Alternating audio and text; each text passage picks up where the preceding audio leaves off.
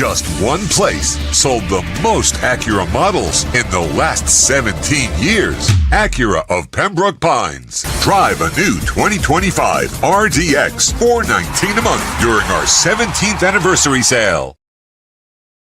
When presenting an award to an employee, athlete, executive, or fantasy GM, make sure you call Orvieto's Awards and More. For 35 years, these custom award specialists have been providing plaques, trophies, custom framing, while providing state-of-the-art laser and computerized engraving, UV printing, and glass crystal etching. They do all their engraving and printing in-house for quality control. Call Charles at 305-949-8098 or visit them at orvietosawards.com. Orvieto's Awards and More, where recognition is rewarding.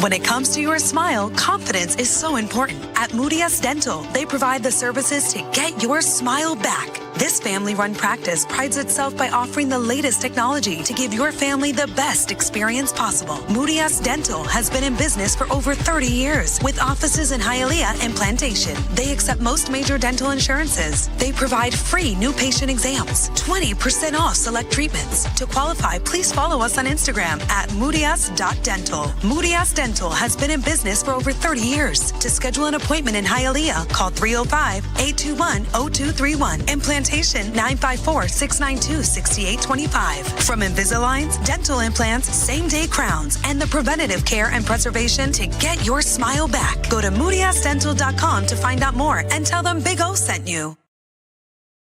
Just one place sold the most Acura models in the last 17 years. Acura of Pembroke Pines. Take $10,000 off a 2025 Acura MDX during our 17th anniversary sale.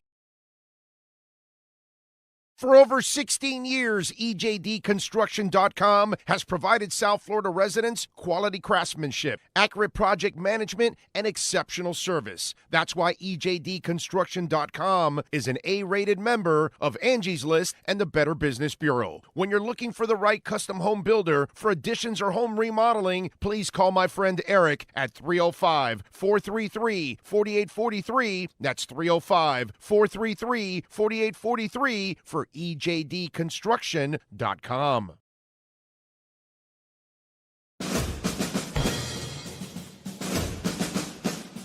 It starts every morning before the sun comes up. Projects are laid out. Plans are made. Equipment is fueled and loaded with inventory to handle all service requests. Orders are given to an army of skilled landscape maintenance professionals, certified arbor trimmers, irrigation technicians, and licensed pest management experts who fan out to communities and businesses all over South Florida. Experienced, on time, and dependable. Our staff is fully trained, licensed, and insured. Contact us by phone, email, social media, or through our website to answer all your landscape questions. We are Cutter's Edge. Total Landscape Solutions. Friends, Romans, and countrymen, epic deals await you at Toyota of Hollywood. You don't have to battle to get discounts of up to $4,500. Your chariot awaits. A Toyota Corolla, not $24,000, $19,988. Step into our arena where everyone is victorious at the #1 volume Toyota dealer, Toyota of Hollywood, on 441 between Hollywood Boulevard and Sheridan Street. Open till midnight. After 40 years, the Big Cheese Miami is still producing great Italian food. They started in 1984. Since then, they've been winning awards while being voted the best inexpensive Italian restaurant in Miami. Visit them for great food, amazing service. Witness the decades of Cane's memories. The walls are like a Miami Hurricanes Hall of Fame. The Big Cheese delivers anything on its menu or party platter menu to your home, office, or even a park for a picnic. Located at 8080 Southwest 67th Avenue, Miami. Call 305-662-6855. TheBigCheeseMiami.com, where they serve large portions at family prices.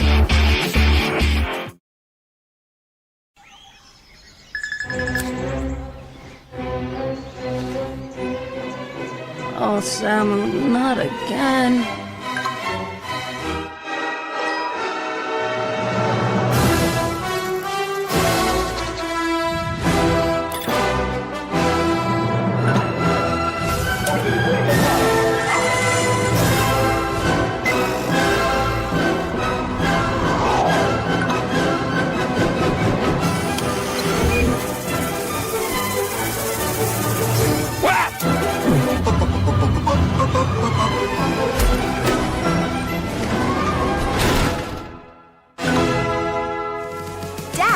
Initiating Daddy's back. Go!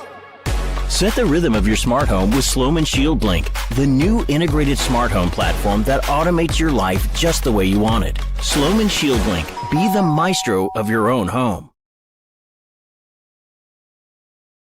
If you're looking to take your home or business to the next level, then RM Contractors can assist you. RM specializes in new residential turnkey, new commercial turnkey, home and office remodeling. Call them for free estimates. Serving all of South Florida, licensed and insured. Call Ray, 305-345-3649. You work hard to create the perfect atmosphere. You dream it, we'll build it. RM Contractors, 305-345-3649 or Instagram at RMC Fisher Island. Before you buy or lease a Honda, Volkswagen, Hyundai, or any other model, compare Subaru, rated #1 in safety at Subaru of Pembroke Pines. Buy with 0.9% financing, 0 down. Forester with symmetrical all-wheel drive, $259 a month. Crosstrek with symmetrical all-wheel drive, $239 a month. During the Subaru A Lot to Love event at Subaru of Pembroke Pines, South Florida's #1 volume Subaru retailer.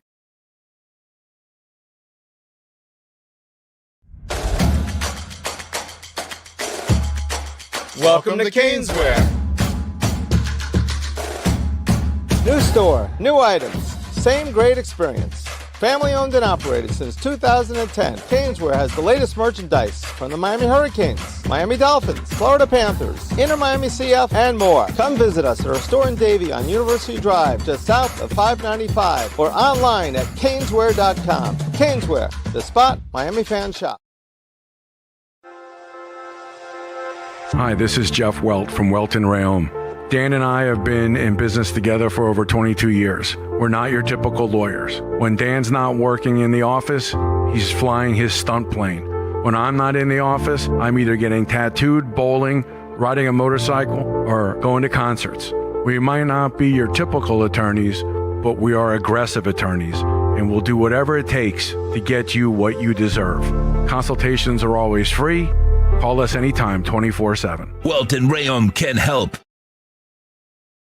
Just one place sold the most Acura models in the last 17 years. Acura of Pembroke Pines. Drive a new Acura ZDX, $439 a month during our 17th anniversary sale. The viewpoint statements or beliefs expressed on the following program by the host, guests, or callers are not necessarily the opinions of FantasyXS.com, Media Group Inc. ownership, management, sponsors, or website.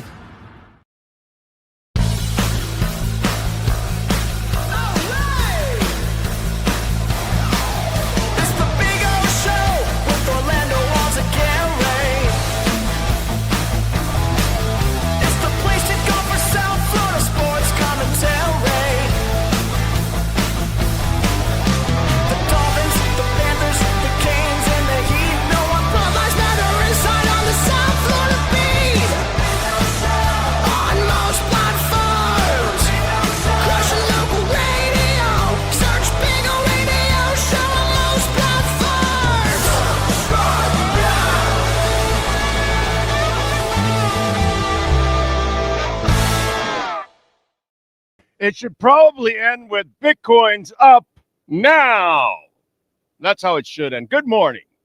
Welcome. And it is a good morning because Bitcoin is at 113,300. It is up 3%. I think we hit our bottom, and now we are taking off. Oh, yeah. Those of you that bought this dip, and for you newbies, I'm really excited for you newbies. Those of you that said, you know what, I'm going to take a dip in the pool, which is really on the wall, got a color TV so I can see the next play basketball. And you said, I'm going to buy a little bit here. I've heard about this a lot. Maybe that idiot might be right. Bought it at 108, 110, 113, 115. Let's see what happens. Maybe I bought it at 117 after the 124 and it went down. Yeah, maybe you did that. Who knows? But soon you will enjoy profits, which is a beautiful thing. Yes. So it's nice to have a green day because we are headed into October, which is Rocktober. And the September looks like it's going to end up being green, which is normally not a good month. So it's slightly green already as it is. And if it wants to close out here the last couple of days, listen, my birthday's 3 days away, okay, October 1st. I need, it's my birthday. I need an explosion. Like I told you guys, today is 98 days that Bitcoin is over $100,000. So it's a beautiful thing. Beautiful thing. Actually, no, 99 days. I'm sorry, 99 days over 100. Yeah, tomorrow will be 100. I'm sorry, 99 days over 100. Tomorrow will be 100, and on my birthday, October 1st, will be 101. There you go. A lot of things happen on October 1st. A lot of new cars used to come out on October 1st. Disney World opened up on October 1st. The government will shut down on October 1st if they don't come to a deal. My birthday is October 1st. October 1st will be day number 101 that Bitcoin is over 100,000. So, I don't know. Take it as you want. You know what I'm saying? But shit happens on October 1st. History just says it. Shit happens. Anyway, good morning, you all. Hope you all are doing out there well. I know I'm doing well. I'm feeling good. It was a good weekend. The only depressing thing, to be honest, was Virginia winning. I won the bet because we told you to take the 7.5. That was good. I almost got it at 8.5 for a moment. I flinched and I didn't get it on the live.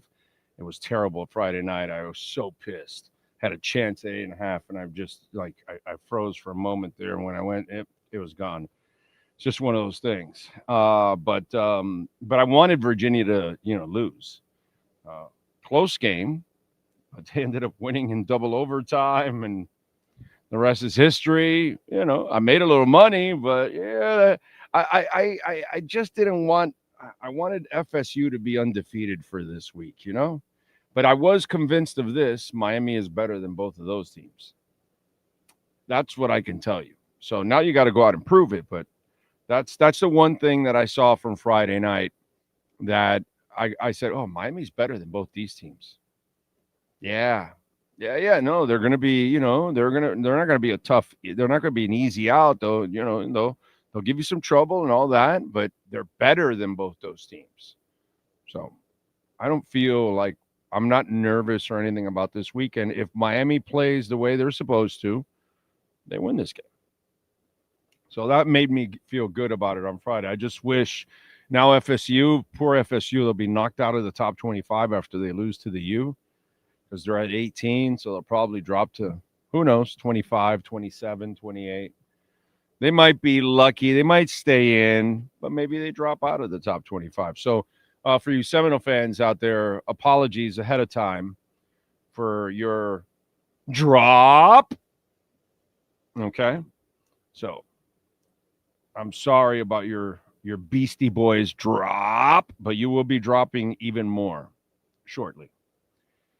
Bitcoin approaching 113,500 now. We are just rocketing right now.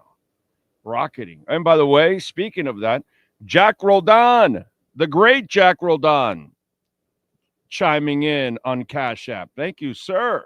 I was just looking at the price on Cash App, and there's Jack. He says, loved Weaver's comments about violence, old school. Yeah. He's got the package of what you want in a coach, dude. That's exactly what you want right there. When you had to like cookie cutter out a package of, okay, how do you want your head coach to look? Like that dude. Like that dude. I want him to speak like that and all that. Now, is he a great coach? Can he be a great head coach? All that kind of stuff. Who knows, dude? Who knows? None of us really know until you hire him and then you find out. And unfortunately, we don't hit the dartboard ever. You know what I'm saying? So, but I'd like to try at least with this guy. I know what the other guy is. That's, I was thinking about that. And by the way, Jack, thank you for the love on Cash App. I appreciate you.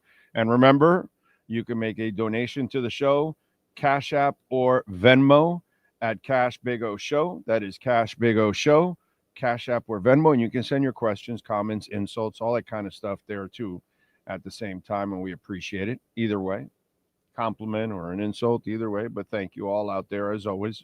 Sean and I appreciate it.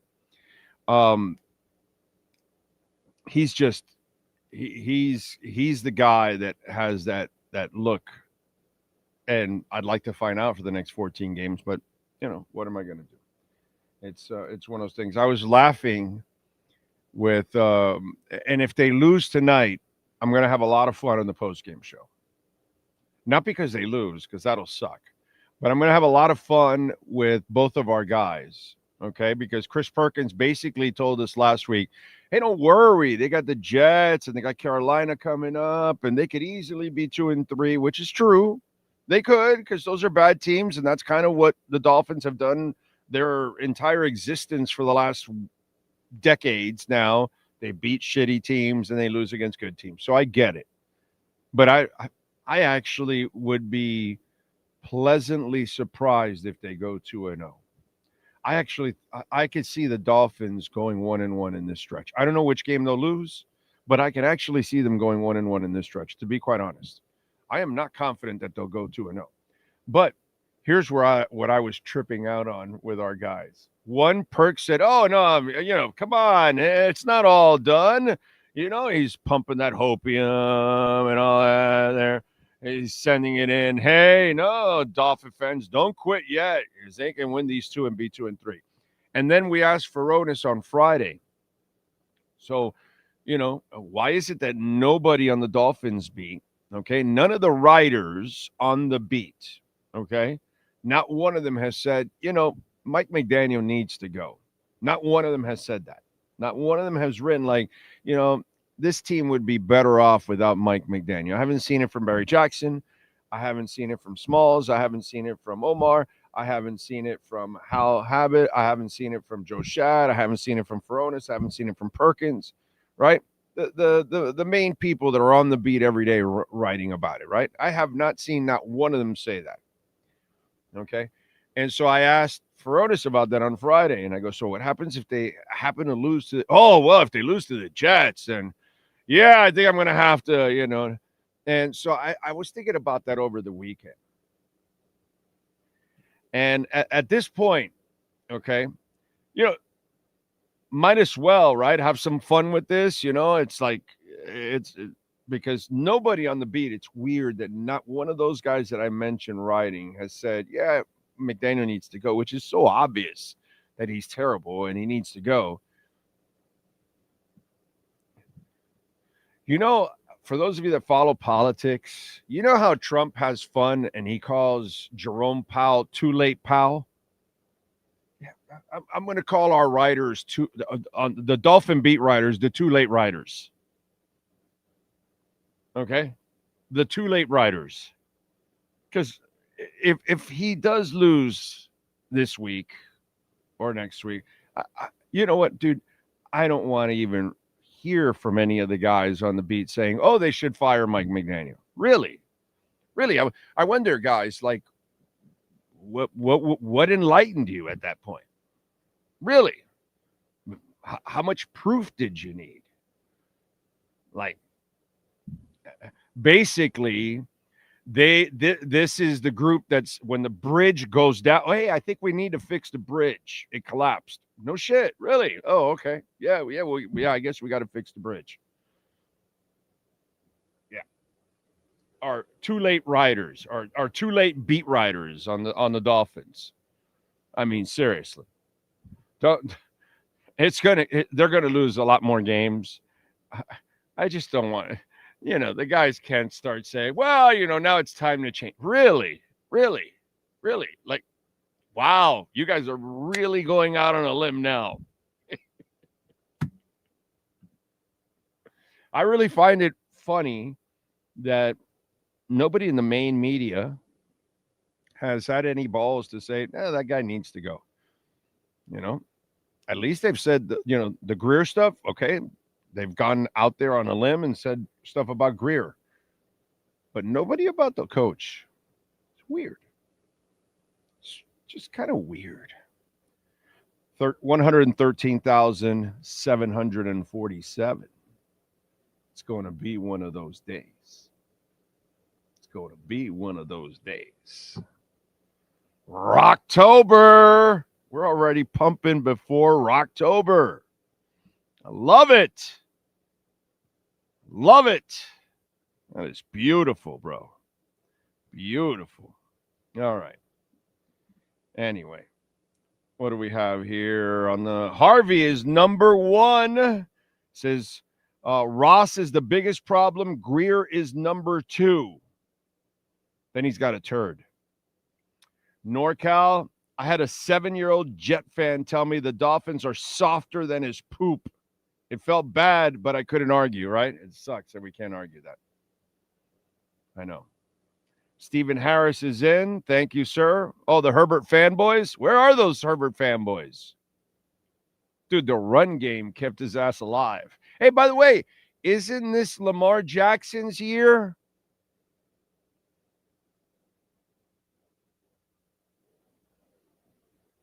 Forget Herbert.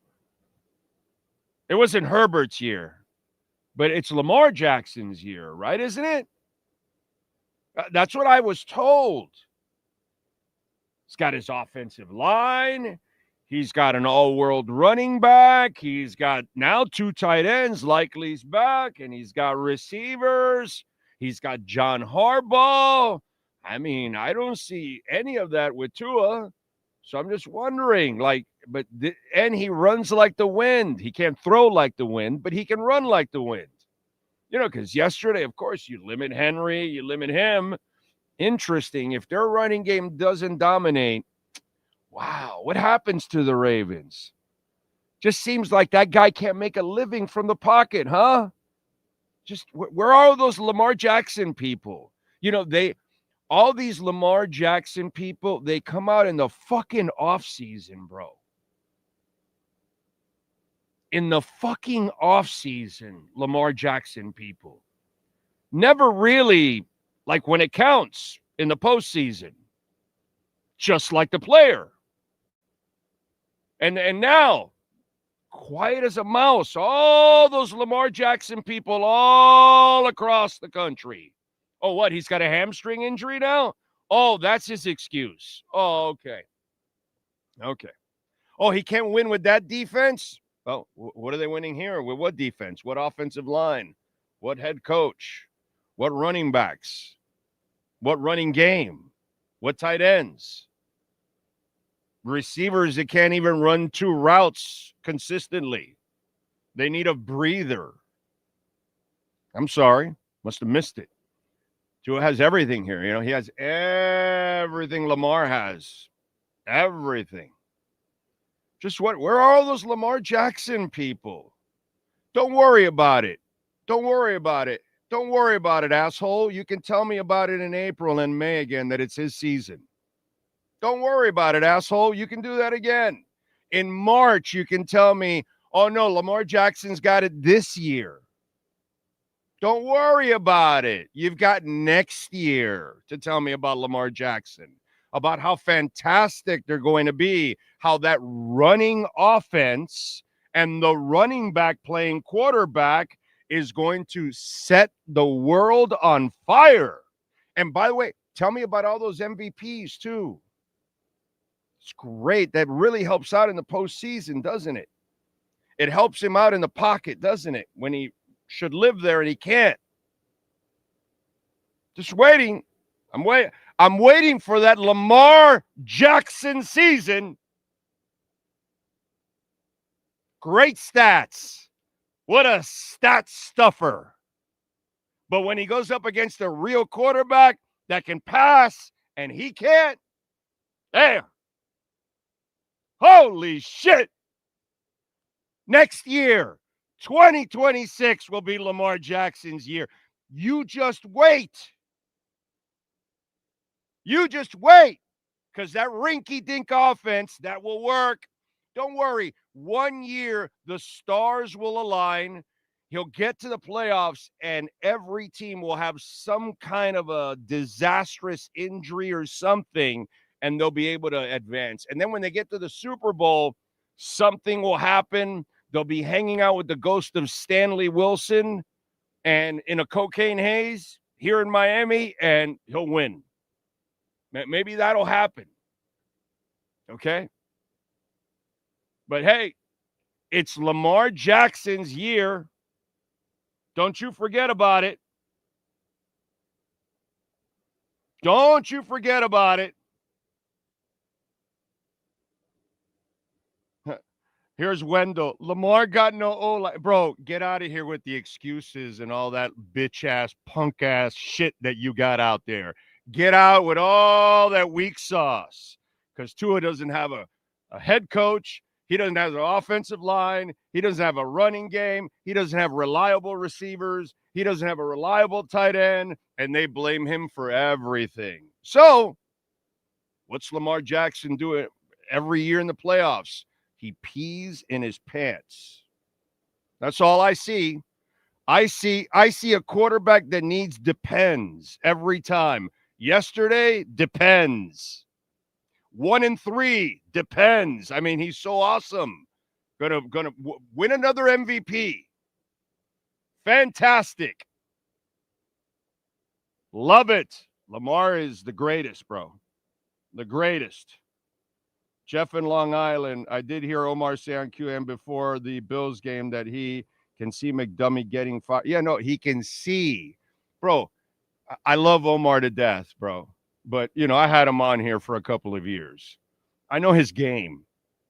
He plays both sides of everything.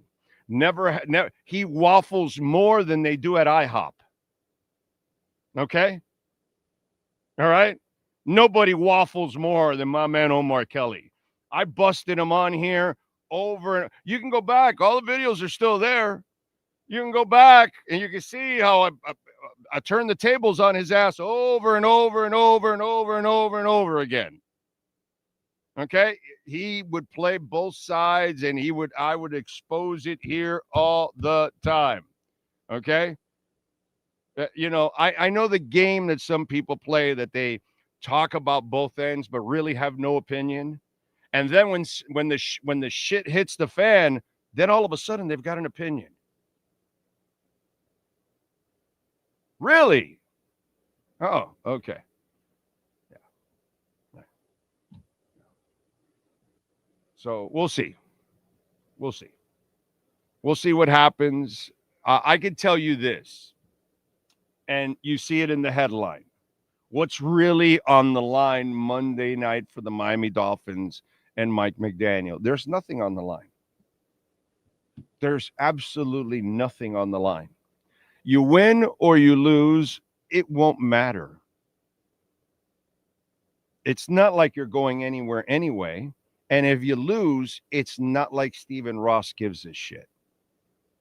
He's more worried about the PR because he extended the guy and he was stupid for extending him. And now he doesn't have the balls to do what he was supposed to do. Fire him in the offseason. With all the defections and knowing that people don't believe in the guy in that building, There is no belief in Mike McDaniel in that building. I told you guys this all last year. Okay? All last year, I told you guys, there is no belief in that building. People were running away from that building, and I pointed it out over and over and over again. I'm sorry if others haven't pointed it out to you like I have, but it's pretty clear that people did not want any part with Mike McDaniel anymore. From people in the front office all the way down to players. Okay? All kinds of people said, I'm out of here, bro. This is the Titanic, and it's sinking, and they're sticking with that guy, and I'm out of here. When Reggie McKenzie goes to Tennessee, that's the biggest freaking insult out there. That whole thing, oh, it's his hometown and all that. He could have that job next year and the year after. If they were going to win anything, he would have stuck around. He would have stuck around and win something. When he looked around and go, these fools aren't winning. I'm out of here, bro. They ain't winning anything with that clown leading the team. And that's it. You know, because that's Jalen Ramsey or Holland or whoever it is. You know, you're never going to hear Calais Campbell tell you that, you know, hey, man, I told you he was going to Baltimore unless somebody paid him some crazy-ass money. Okay? All right? You didn't hear that from anybody else locally, but you heard it on our show. We told you, hey, you know, he's going to Baltimore unless somebody pays him some crazy-ass money. He wasn't coming here. He wasn't coming back here. So people did not, they were leaving this like it's a freaking, like it's, what is it, Wuhan, where the virus, they were racing out of here like the Dolphins were Wuhan, and everybody's just like running from the virus. Okay? So there's nothing on the line here. The team is 0-3. There's really no light at the end of the tunnel. It doesn't look like a team that can really compete with real head coaches on the other side of the ball that know how to prepare their team. Look at Mike Vrabel. Mike Vrabel should have 3 wins if it wasn't for all those turnovers the week before. So he's not going to be able to compete with real coaches in this league and the better teams. So what are we doing here? And after the 3rd game, you didn't fire him with 11 days, which would have given him time. So what are we doing? We're going to wait for the bye week now? And then what's left in the season? What are you doing? You don't, now if you shorten the season for Weaver, you really can't get a read on him. You know what you have in Mike McDaniel. Why are we still with this guy? You know, it's like you move the goalpost, right? Because all the people writing and all the people talking and all the people following, they say, oh, bro, the game, right, Sean? This is all we heard. Oh, it's an easy schedule to start off, bro. Come on. You got to be able to win the first couple of games. You go 2-1, you're good, and then you have 2 other easy ones. Oh, man, this is an easy schedule. Well, really? They're 0-3. So now we move the goalpost. Oh, well, wait a minute. Hold on. Okay, we're 0-3, but if we can win the next 2, and I saw somebody post about, some of the games coming up against bad teams, and it's like people never learn. Don't play the schedule game, dude. The schedule game doesn't work out for you. You don't know who's good and who's what, at what time, at what part of the year. Did you figure out Carolina was going to do what they did to Atlanta last week? No. Let me ask you something. Anybody figure out that Pittsburgh is going to be the worst 3-1 team on the effing planet? Like, Pittsburgh sucks, dude. They are horrible, and they're 3-1. You can't play the schedule game. You can't play a schedule game. And sometimes you can't even believe the record, like Pittsburgh. That's a bum-ass team. They got some witchcraft working so they can be 3-1. That's a bum-ass team, and they're 3-1. Don't play the schedule game. Don't play the schedule game. Losers play the schedule game. And I've been telling you this for years now. Stop playing the schedule game. Because the schedule game, you'll get burned every single time.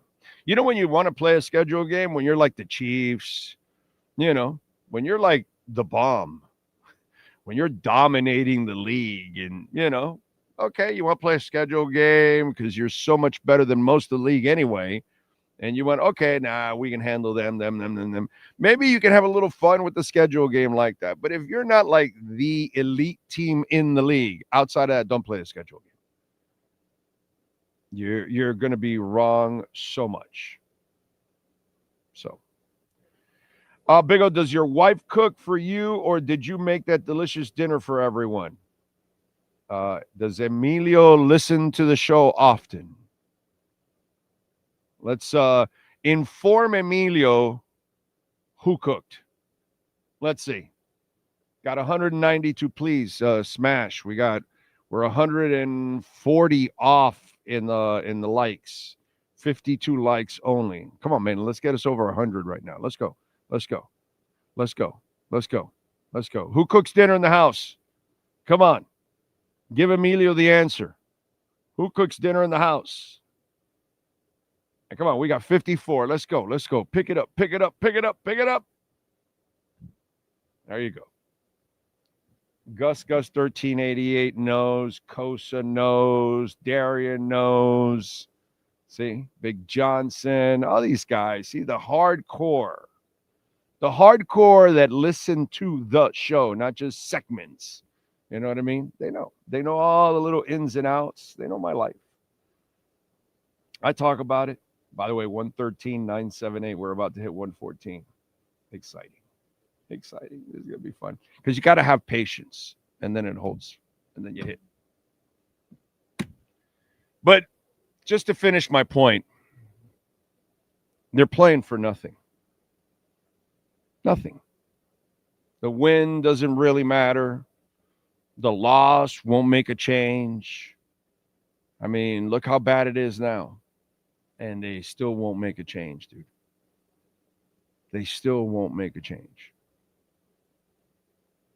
Look how bad it was last year, and you didn't make a change. I was screaming. I was pissed in that Colts game last year. Fire this guy already. Why are we sticking around with him? This is like the Joe Philbin thing. It's a nightmare for me all over again. When they extended Joe Philbin, I lost my freaking mind. Any of you that follow the show hardcore, you know it. I was losing my mind at QAM. Of course, I was, the only one at QAM with the balls to say, why is this guy even employed? But, I mean, the Philbin one's a little different. I shouldn't say it because I never wanted Philbin hired. So when they extended him, I was really pissed. I was like, I called it a really stupid hire when they did. So but I was really pissed. Like you're watching him and you're still extending him. You're watching McDaniel and you're still extending him. Can you imagine?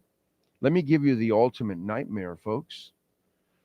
The ultimate nightmare is they stick with this clown through next year because of the Tua contract. And then you know what you're doing at the same time? You're also killing every chance or any chance that you have to actually have Tua succeed because you don't have the guy that understands what kind of an offense you're supposed to build around that quarterback. It's so screwed up. So to me, I'm just so done with all of this stuff. It pisses me off. Anyway, what can I tell you? By the way, we will be on today at 5:45 to get you ready for the game and have a little fun. What else? And then we'll have our post-game show. Chris Perkins and David Ferronis will be joining us fresh from the locker rooms. And if they lose, then we'll ask them again, should they fire McDaniel? And we'll see what we get from the crew. Okay? If they finally, come to their senses. Would be nice. Anyway, by the way, since you were showing, of course, Slomin's, and please reach out to our friends at Slomin's, 1-800-ALARM-ME, and they have Shield Link going on right now. There it is, 866-756-6467, 1-800-ALARM-ME is also really easy, and Shield Link right now is an amazing addition to the Slomin's family. They've been protecting Americans for 100 years. Call them right now. And when we talk about the Shield Link, all your smart devices will work together seamlessly and effortlessly, and it becomes reality from a single intuitive app. You can control the lights, the climate, the door locks, music, blinds, TVs, just about anything in your home. It's really cool.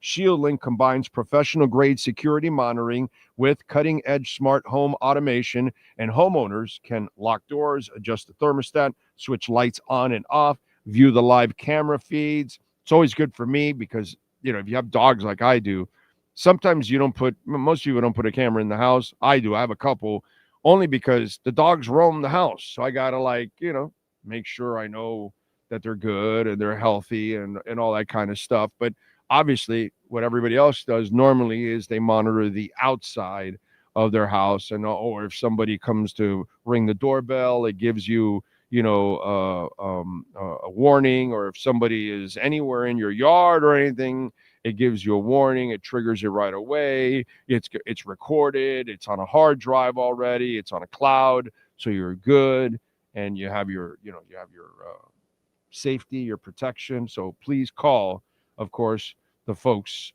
at Slomin's, 1-800-ALARM-ME, or right there, slomins.com, 866-756-6467, and tell them that Big O sent you. We're in 14 different states, so we could be in one of your states out there. Slomin's, Shield Link, slomins.com. All right. By the way, congratulations to the Fort Lauderdale United.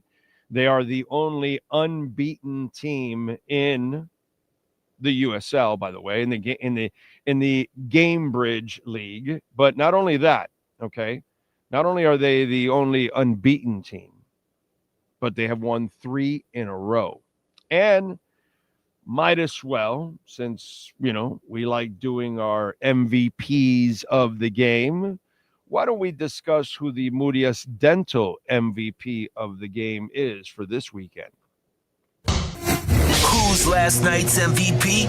There's only one MVP for your family's dental care. Murias Dental. Get your smile back at Murias Dental. Visit them on Instagram at murias.dental. Here's our Murias Dental MVP of the night.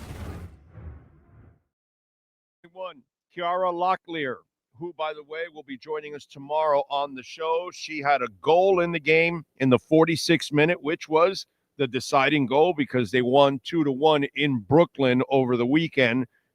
They've won 3 in a row. They are unbeaten in 5 games. They are number 1 in the standings. Kiara will join us tomorrow as they get ready for the game on Saturday against the Tampa Bay FC Sun. And Kiara also became the franchise's all-time leading scorer with that goal. So congratulations to Kiara. Congratulations to the Fort Lauderdale United. And, of course, I got to congratulate my boys at Murias Dental. They know how to get it done. So if you are looking to reclaim that smile back of yours, go call our friends at Murias Dental. They can help you out in Dade and Broward County. There you go.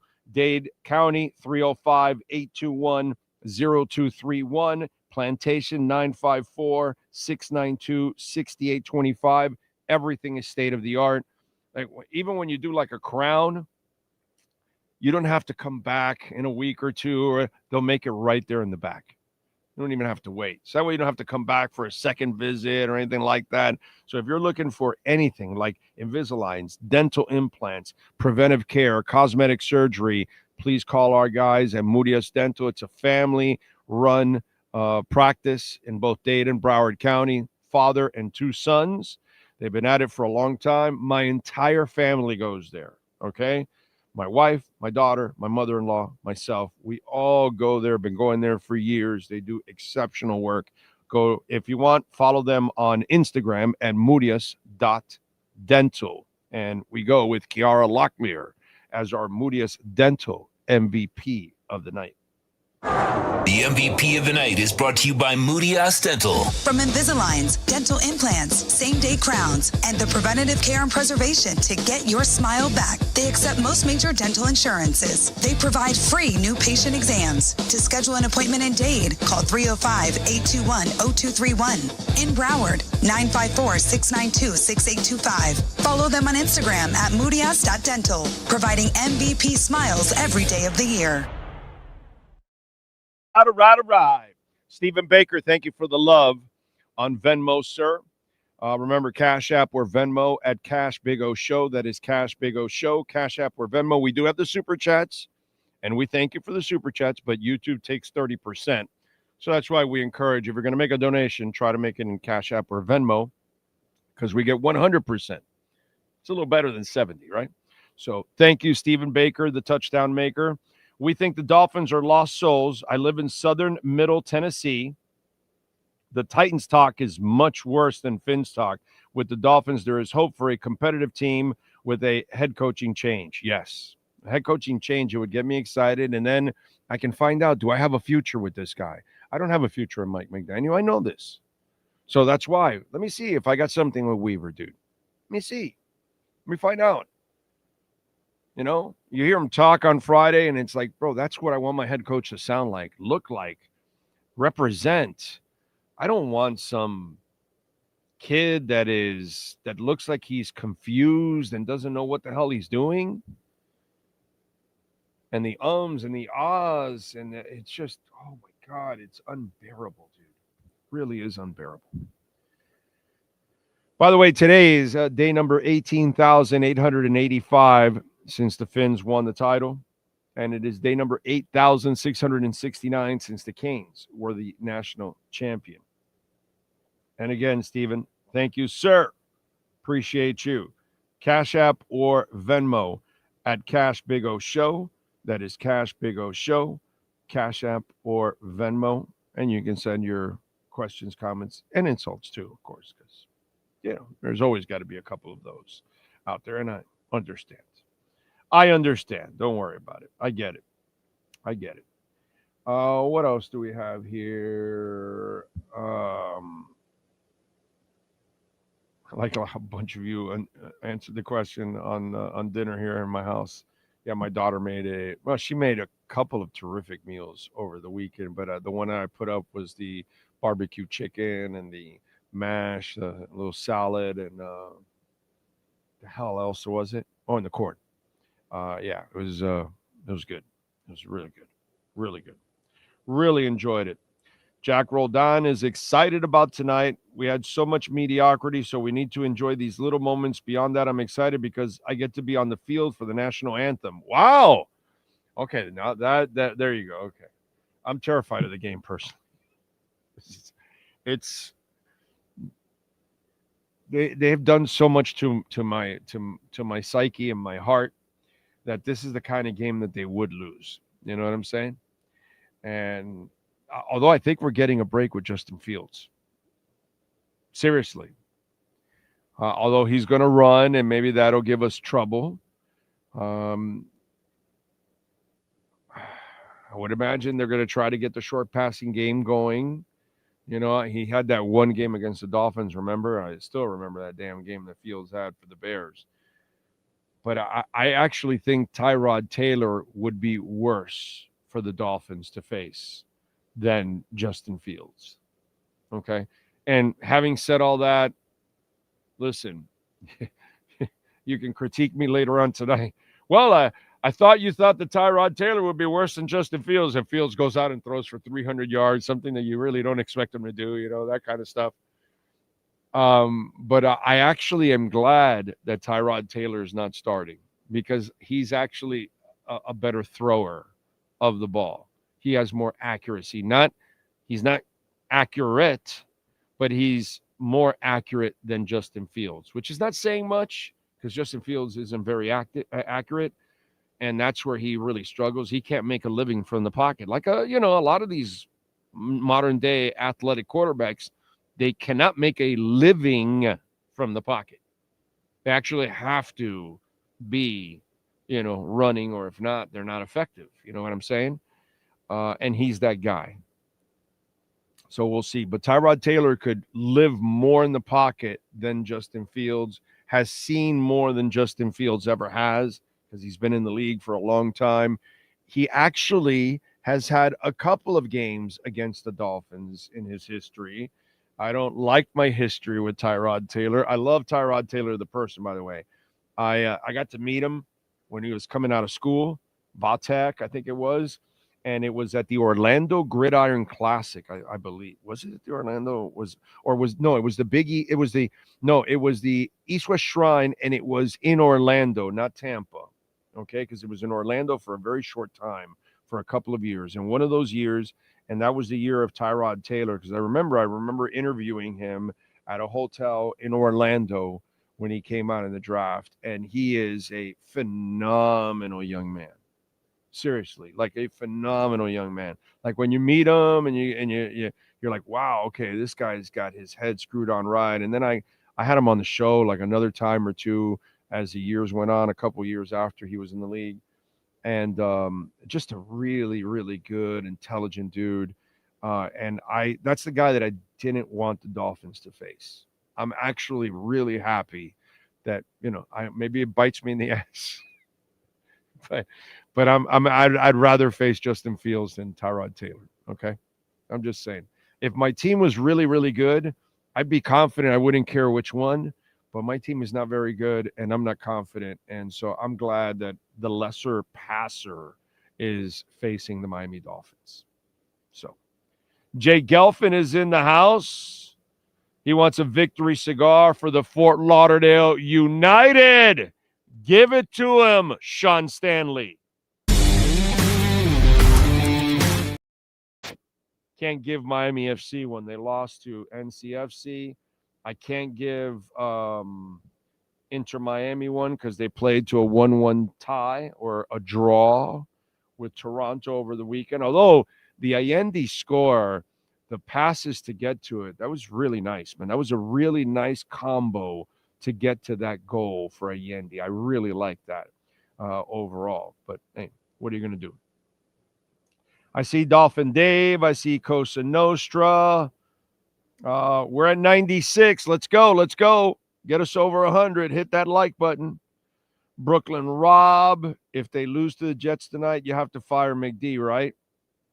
I don't know. There's no repercussions if you screw up on downs. There's no repercussions if you don't win games and you don't the guy, you know the most effed up part about all of this, Brooklyn Rob, is, okay? And listen, those of you that don't want Chris Greer here, that's fine. And if you want Ross Cecil, that's fine. I'm not going to argue with you guys on that, okay? You have your reasons, and I can't say you're wrong, right? Okay, even if I'm a Greer guy. But I'll say this. The front office has given him the talent.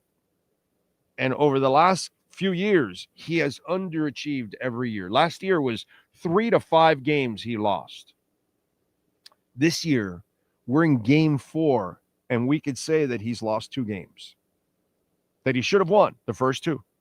Those were supposed to be the winnable games. The Buffalo game, they even lost a respectable game, but that's fine. You expected that. The first 2, I could argue that you've already underachieved. You're supposed to be 2-1, not 0-3. So you've already underachieved with 2 games. And he has done this every single year. The front office has given him better talent than the record says. So how do you keep a guy around that consistently every year underachieves? So there is no repercussions for failure. There is no repercussions for screwing up. There is no repercussions for whatever.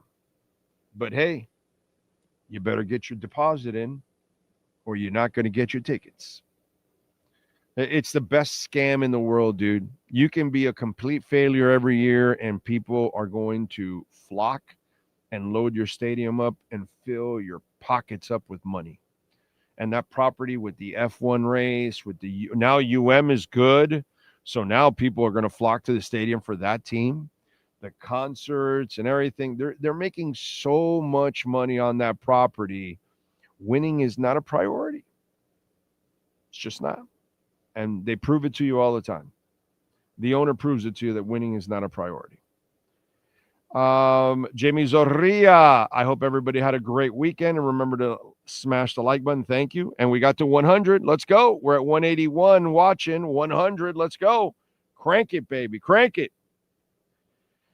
Big Johnson, I'm ready for some football, but man, I need a win, dude. I need a win. I need a win badly. Lose to the Jets. Go to 0-4. Jesus, dude. Yader Castro in the house. That's right. He is the most prolific producer in the industry. Sean Stanley. That's it, Yader. Way to go, baby. Alexis Palenzuela, Jeremy Gray, Vivian Martin, Luis Notare. Let's see. Daniel Guzman. Wrapping up a work trip in beautiful Palm Beach Gardens, enjoying the show and getting ready to head back to South Carolina. Be safe in your travels, Daniel. Thank you, my brother, for tuning in. You're awesome. And please hit the like button. Lisa Rose. JT, the Mets almost blew $1 billion on one player, and look at the results. Yep. 60% of the tax teams made the playoffs. 6 out of 10 teams that pay a luxury tax made the playoffs.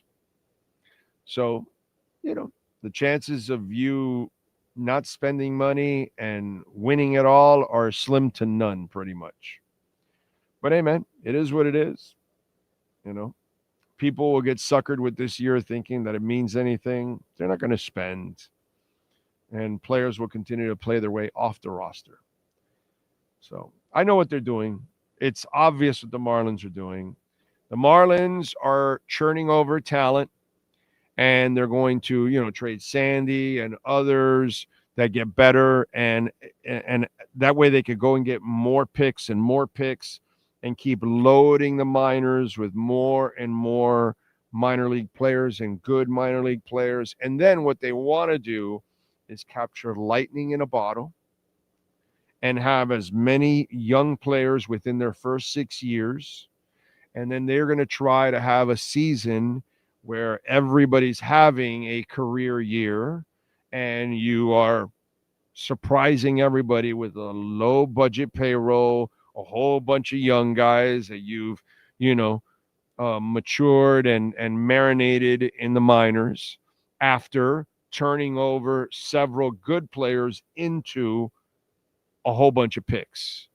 And then that's what you're doing. You're doing the fishnet approach, and then you're hoping that happens. And if you have success, it's not like you're going to keep them. You will then trade them again for more picks and keep loading it that way. So you keep having young guys come up, and you have a really cheap roster of all young guys.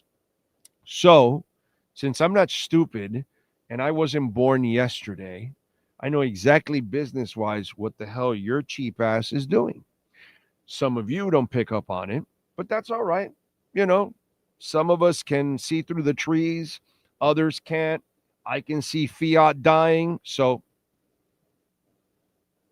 I know the way. Some people see it. Some people don't. So since they don't feel like investing, I'm not going to invest my emotions or my money in the Marlins ever. And if they happen to make the playoffs, hey, I'll jump on the bandwagon and I'll watch. Just like them. They didn't try, neither will I. And if they get lucky, well, then they'll get lucky to get me as a fan and jump on and watch for a couple of weeks in the playoffs. Why am I going to make an investment of my money and time when they don't invest their money and time? I'm sorry. I must have missed that. I invest my money and time in this. The energy to mine a Bitcoin is like $60,000, $70,000. Maybe closer to 80 already now. It might be in the 70s now, not in the 60s. It might be in the 70s now. Yeah. So that's energy. It actually took something in order to create it. That's what people don't realize. When they're like, well, it's just it's just out of thin air. It's nothing. No, that's the dollar. The dollar is created out of thin air. Bitcoin was actually created. It was actually mined. It actually took a lot of energy in order to create it. And the value of that energy continues to grow, because what is value in this world? Energy. It's what people don't still understand. That why do you think people are building all these computer plants and all these nuclear sites and all this stuff so they can what? I'm sorry. What do they need for energy? Oh, energy. Oh, okay. Yes, to what? Oh, run ACs and heating. Oh, I see. Energy. So your money is now energy. You got to see through the trees. So I see through the trees of what the Marlins are trying to do. I know exactly what they're trying to do. And I'm not for it. So I'm not going to sit here and wait to play Russian roulette baseball. And we're waiting for the bullet to be in the chamber and go, bing, we got it. It's the season. This is the year that the lottery numbers fell into place. And a bunch of these young guys came together and had a magical year and got us to the playoffs, a la Tampa Bay Rays, who spend nothing and constantly win nothing. You know, Moneyball without money. Yeah, because, the Oakland A's and the Tampa Bay Rays, they've got so many titles without money. Hey, Sean. Count how many titles the Rays and the A's have won in the last 30 years here without money. How many? What do you got there? Well, show me the finger. Oh!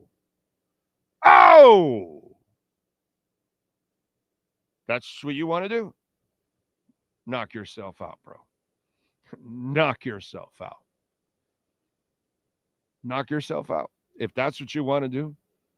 And just play the hope game every year and hope game every year. And if you're going to play that game, let me also help you out a little bit.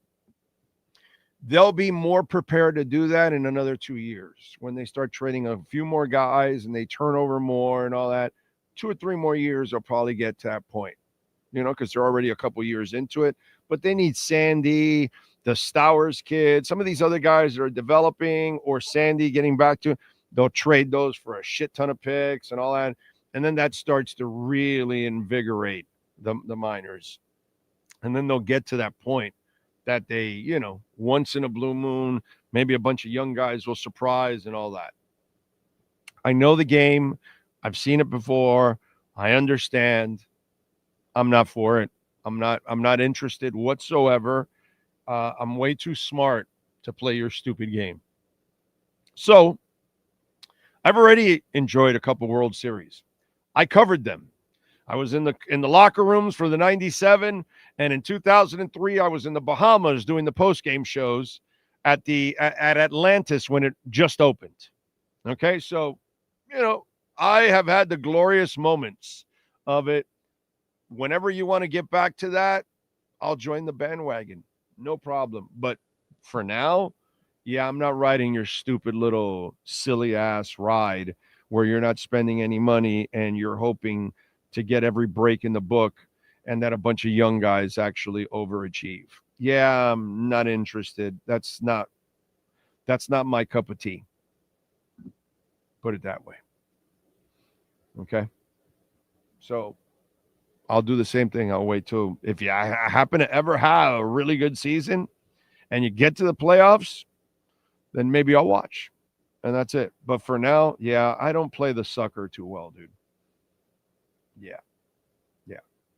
If I'm not falling for U.S. money, why am I going to fall for the Marlins? I'm a little too smart for that. Anthony Kyle Campos, I got news to tell you. You don't even know. We get the Big O show 3 times today. Thank you, sir. He says, going to the hole in the wall with my cousin. Can't make today's game. All right. Enjoy, my brother. Enjoy the burgers at Hole in the Wall because they actually have good burgers. Ocala Joe, good morning to you. He's smashing it and loving it. Ty in the Bronx, thank you, sir. Harvey reminds us that the Jets suck. And I agree. Just don't lose, please. Excited to see the new unis. I want to win, bro. I don't care about the unis. I just don't care about it. The fluff stuff is just stuff that just does nothing for me anymore. Ty in the Bronx, thank you for the love in the super chat, sir. Says the Finns are far away from greatness. So, yeah, we're not even close. You can, I mean, if you have Mike McDaniel on the sidelines, like greatness is not even anywhere in the neighborhood, in the cards, in anything whatsoever. Ty in the Bronx says Ross is an absentee owner. He's a detriment, Big O. Well, listen, he has proven to be a bad owner in the sense that he can't put together the right combination. So he'll spend a ton of money, but he doesn't get the job done. So yes, unfortunately. Chimp Shock says, Big O, when you talk about Marino's O-line, you mentioned two players, assuming Sims and Webb. Forgot Dwight. Dwight never played with those two. That was before. But anyway, yes. But when Dwight played, okay, but it wasn't a great line left and right to Dwight. It was all right. There were some decent guys. Dellenbach, there were different guys that were all right. But again, when you had Webb and Sims, that's all there was. It was Ruddy, actually, the center. And he was decent, but it's not Langer or Stevenson. You know what I'm saying? So they never played together. Stevenson with Webb and Sims, which would have been pretty good. That might have given us something. That might have been pretty special if we get that. But unfortunately, we didn't get that combo together. Not 1 year. I thought myself, by the way, they collided for at least a year or two, and they did not at all. And that sucks. Big time. God, Stevenson was so good, dude. Jesus Christ, I've never seen anything like that. He's just like blocking one guy, and then a guy breaks over, and he just can, like, his punch was just, wow, earth-shattering, dude. Earth-shattering. He could stand you up. That's what they call in offensive line play a punch, because it's not like a real punch, but it's you do with your hands, you do punch. Like they would cave in our chest if they did it to us. You know what I'm saying? These human beings are freakishly strong. And Stevenson could stand anybody up, dude, with that right hand. It was ridiculous, bro. Ridiculous. Just never seen anything like it, bro. Never seen anything like it. Wow. Just, wow. Awesome. Awesome. What else here? Incognita says more likely Tyreek creating drama or Darren Waller playing an entire game. Well, he won't play like an entire game. He's going to play a few snaps. They can't really play him a ton because then they would definitely risk injury. His body will not hold up. So it's one of those things that they have to kind of build up, slowly build up gradually, It's kind of the way it is. Subaru of Pembroke Pines. Love talking about Subaru of Pembroke Pines. Man, Alan does great work out there at Subaru of Pembroke Pines. We're out there the third Wednesday of the month, pretty much. Sometimes it's the fourth Wednesday, but most of the time it's the third Wednesday of the month. And I got to tell you, I was out there with Eric Stampone last week. They've got an awesome selection of Outbacks, Crosstreks. Get on out there, check it out. They've got, right now, you see the QR code there as you're watching. If you go in person or if you want to go online, check it out. You can get $500 off. Mention our name, Big O, and you will get $500 off. So if you want to call them or when you show up at 16100 Pines Boulevard, mention my name and say, hey, man, I'm here. Big O sent me. Do I get $500 off? And they'll tell you yes. The Subaru Forester right now, 2025 model, $257 a month right now, 2.9% financing. They also have 0 down. Sign and drive is available. 2025 Subaru Outback, 0.9% financing, $247 a month. Get over there, take advantage of the Crosstrek. This is a crazy deal. $197 a month, 2.9% financing. They've also got 0 down available. Sign and drive. Awesome. Legacy, $267 a month. Also 3.9% financing, sign and drive. The Forester, oh man, that one is beautiful. The premium hybrid, $447 a month, 4.49% financing. And again, 0 down available, sign and drive. Go see Eric Stampone down there. All the great people out there, they will take care of you at Subaru of Pembroke Pines. Cam Robinson getting traded, I see. Titans are trading veteran offensive tackle Cam Robinson to the Browns. Houston signed Robinson to a 1-year deal worth $14.5 million. Reliable veteran. All right. Wow. Okay. Poor Cam, dude. That team is bad. Wow, it's hard to. I don't judge him at all because I got to look at what the quarterback has before I can judge him, because if it's just not a good situation and his situation is not good. Let's get to our 3A Graphics sports calendar and the amazing Alan Blanco. If your company, corporation, you need custom printing and embroidery, please call them 786-618-1443. You could do all of it through Zoom and email. They'll ship it out to you right away. Anything that you need. Friday night, it was Virginia defeating Florida State 46-38 in double overtime, and that drops Florida State to 18 in the country. They will take on UM on Saturday, and by the way, that will be at 7:30. Number 2, University of Miami is a 4.5-point favorite. The over and under for number 18 FSU is 55.5, plus they are plus 150 in the money line. The Canes are minus 180 on the money line. And I hope you won some money on Friday when we told you to take Virginia plus 7.5. In football, the Fort Lauderdale United defeated the Brooklyn FC 2-1 on the road. They are number 1 in the standings. On Saturday, they will take on Tampa Bay Sun FC on the road. That'll be at 7:30, October 4th. In MLS play, Inter Miami tied Toronto 1-1. Allende with the goal in the 45th minute. Inter Miami, by the way, climbs to number 4 in the standings. So that is good news. NCFC defeated Miami FC 1-0. Saturday, they're back at Pitbull Stadium. They will host the Pittsburgh Riverhounds. Tonight, the Miami Dolphins are hosting the New York Jets. The lands of the unbeatens. That's right. The Jets are 0-3. The Dolphins are 0-3. Miami is favored by 2.5. Over and under is 44.5. Jets plus 125 on the money line. The Dolphins minus 150. And yes, Darren Waller is expected to play. Now it'll be on a limited basis, but he is expected to play. Also tonight, a second game at 8:15 for Monday Night Football. Bengals at the Broncos, and the Broncos are favored by 7.5. The Bengals over and under is 44. Bengals are plus 350 on the money line, and the Broncos minus 450 on the money line. And in Super Bowl news, Bad Bunny is the halftime show for the Super Bowl. We'll tell you why that's a bad decision. Anyway.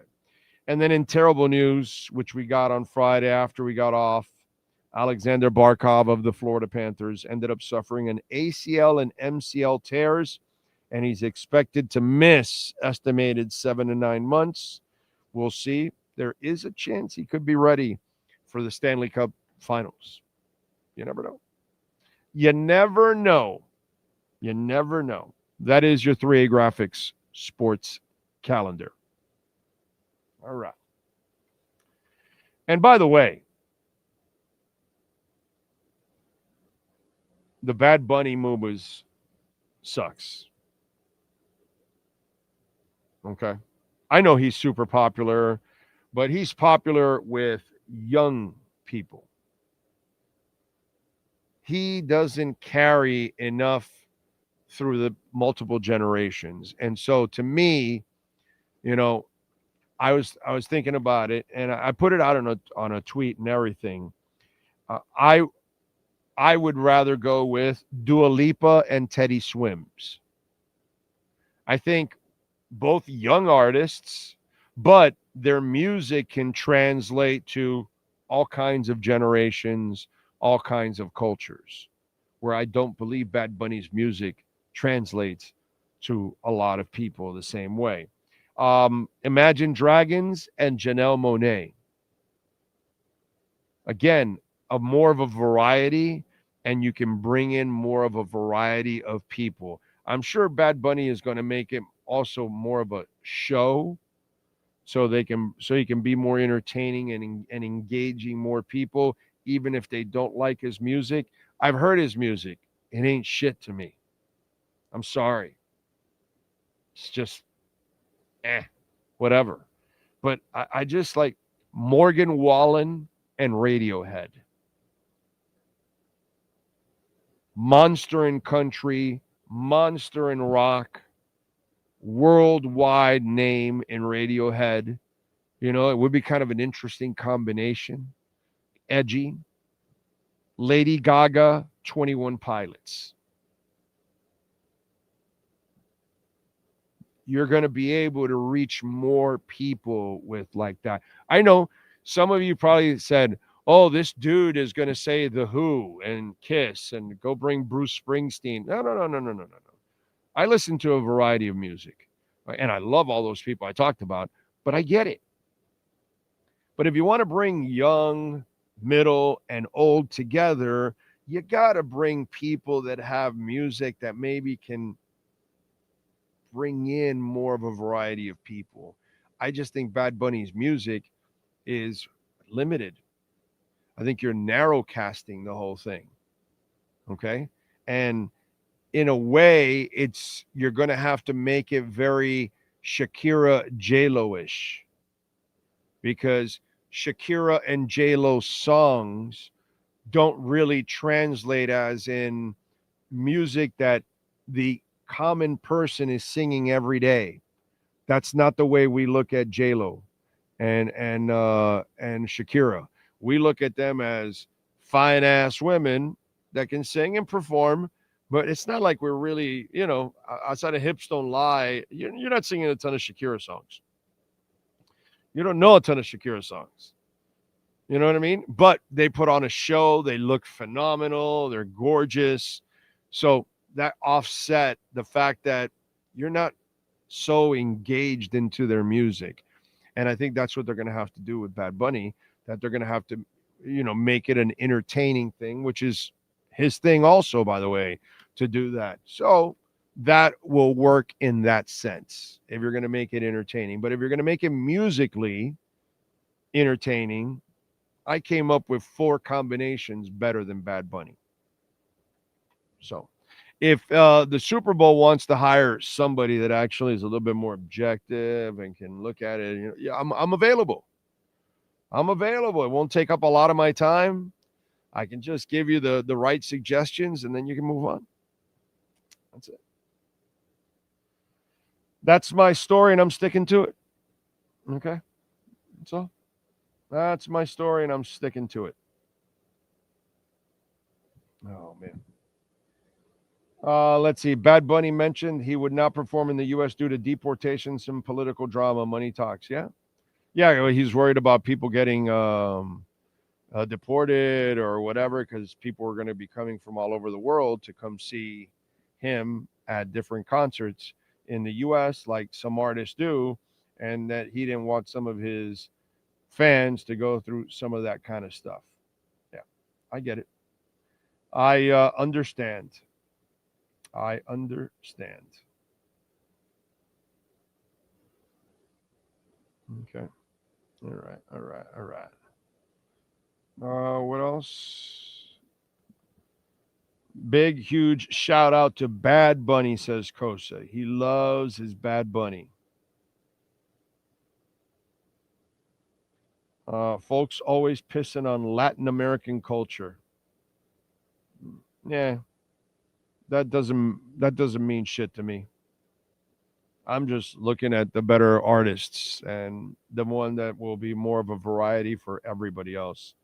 I don't really look at the culture part or the color or the sex or nationality. I'm making a pure decision on what I'm looking at, overall for entertainment. That's why I came up with my list. I like Bruno Mars too, but he already did it. I love the Bruno Mars one. I thought, again, Bruno Mars Chili Peppers was not a good pairing. I'm telling you, the people that are running this shit, they don't know what the hell they're doing. And I love the Chili Peppers. But what you barely gave them any time anyway, and it really wasn't a great combination. So that's where, So that to me, and I get it. The Chili Peppers are huge. I love the Chili Peppers, but that Bruno Mars and the Chili Peppers was not the right combination. And Bruno put on a show, dude. He was singing, dancing, playing all kinds of instruments. He brought out, Prince's guitar and everything. It was badass. I'm a Bruno guy. I like Bruno. He's really, really good. Really good. But I didn't like the pairing of Bruno and Red Hot Chili Peppers. Didn't like it. Wasn't a fan of it. Wasn't well planned. John Padilla says, thank you for the love in the super chat, sir. A lot of people in California are happy about Bad Bunny in California. A lot of Hispanics out there. Dude, you know who gets to the Super Bowl? It's all executives and all that kind of stuff. Those people aren't going to be in the Super Bowl. They'll be watching on television like the rest of the world. So who gives a shit what state it's in? It's not like the whole state's getting into the stadium. In fact, nobody in the state is getting into the stadium because it's only going to be the few elite people that get the tickets. And it ain't people from California. It's people from all over the country and the corporate world, my brother. Because the Super Bowl is very corporate. Very, very corporate. So the state means nothing, John, whatsoever. Nothing whatsoever. Somebody watching in their television in LA is the same shit as me watching it in Miami. They make no impact. It's the same. I mean, they make no different impact than I do. And the people in the stadium will be the elite of the elite. And that's it. And that doesn't change no matter where the game is played. Wherever the game's played, the people that live in that state, it's not like a majority of them are really going to that game. You know what I'm saying? So that's a very corporate, and I would say most of the people that are there came from out of California, not from California. That's what I would tell you. So yeah, that doesn't make a difference whatsoever, my brother. Jeff in Long Island, the two best halftime shows, Michael Jackson and Prince, of course. It's not even close. Definitely. Prince in the Rain is that's the best. Okay. Michael's was great. Prince is the best. Okay. By far, Prince is the best halftime show ever. Not even close. And nobody will beat Prince's halftime show ever, because who's going to be bigger than Prince? I'm sorry. I'll be dead and gone, and it'll be 50, 100 years from now, and then nobody will have the same memory of everything. So then they'll have more recent bias, and that's what will end up happening. But in my lifetime, nobody's touching Prince. In the Rain? With the guitar? No. It's over. It's done. Prince it's the mic drop. Walk off the stage, it's over. It's like he did in in the Rock and Roll Hall of Fame. Prince has the greatest performance in the Super Bowl halftime, by far, not even close, no argument, no nothing. And he has the greatest performance in the Rock Hall of Fame, okay? In the Rock and Roll Hall of Fame inductions, I need you to go to the video of My Guitar Gently Weeps. I want you to see Prince there in that entire video with Tom Petty, with Jeff Lynne, with Steve Winwood, it's ridiculous. He's on stage with other legends and he takes over and he puts on a show and a solo, and then he ends it by just throwing the guitar in the air where he had a guy ready to catch it, and he walks right the hell off the stage while everybody's finishing the song. Because it's Prince. Because it's only Prince. And when you watch him play that solo with the feel that he has for the music, the guitar, and how effortlessly he plays that guitar and how he makes it gently weep, it is so freaking goosebumpish that it just leaves you cold, bro. Okay? Watch it. I guarantee you will go back to it over and over and over again. Go to YouTube.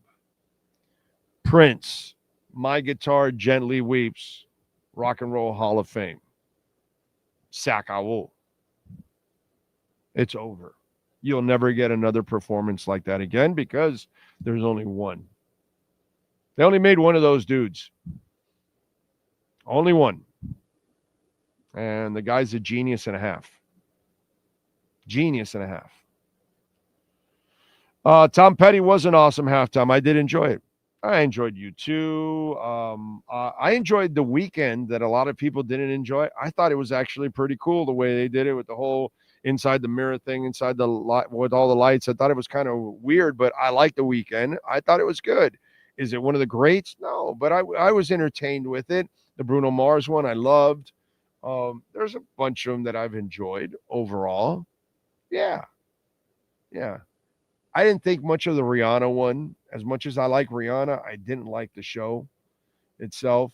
The one that they had with all the rappers, that was fantastic. Snoop and all the guys. And, although I don't know if I would have put 50 with all those historical ones. Like 50's good, but not putting him there with Snoop and Dre and, I'm not putting him in that level of LL Cool J. I just can't. He's like the notch under that, But that was my only gripe out of the whole thing, But that's about it. Foo Fighters should play the halftime. I like Foo Fighters too.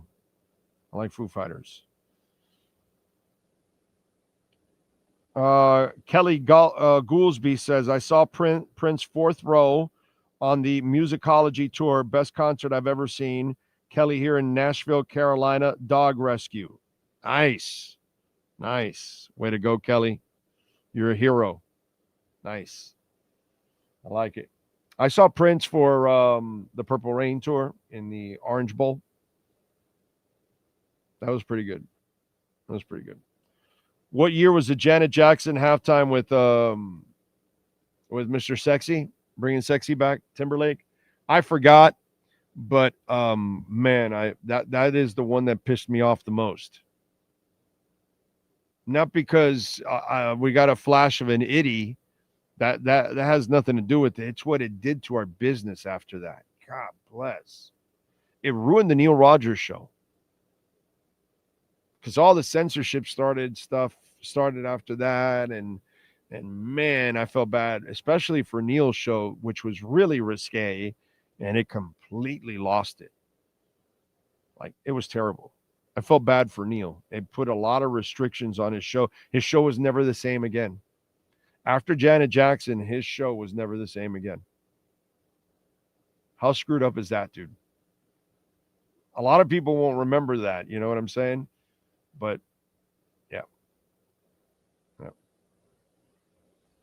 Relentless says, Big O's right. Fitty didn't belong. Yeah, now with that group, I just would not have put him there with all those guys. He's not at that level. They had like the elites, and then they had Fitty. It's like, no.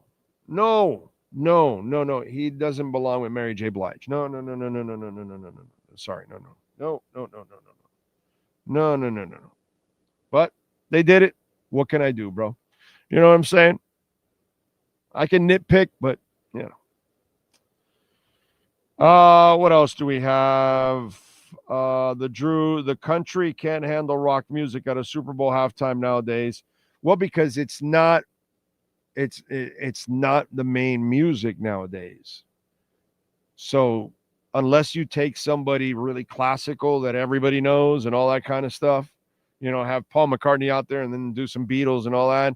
But young people, it's like they're so out of tune from that already at this point.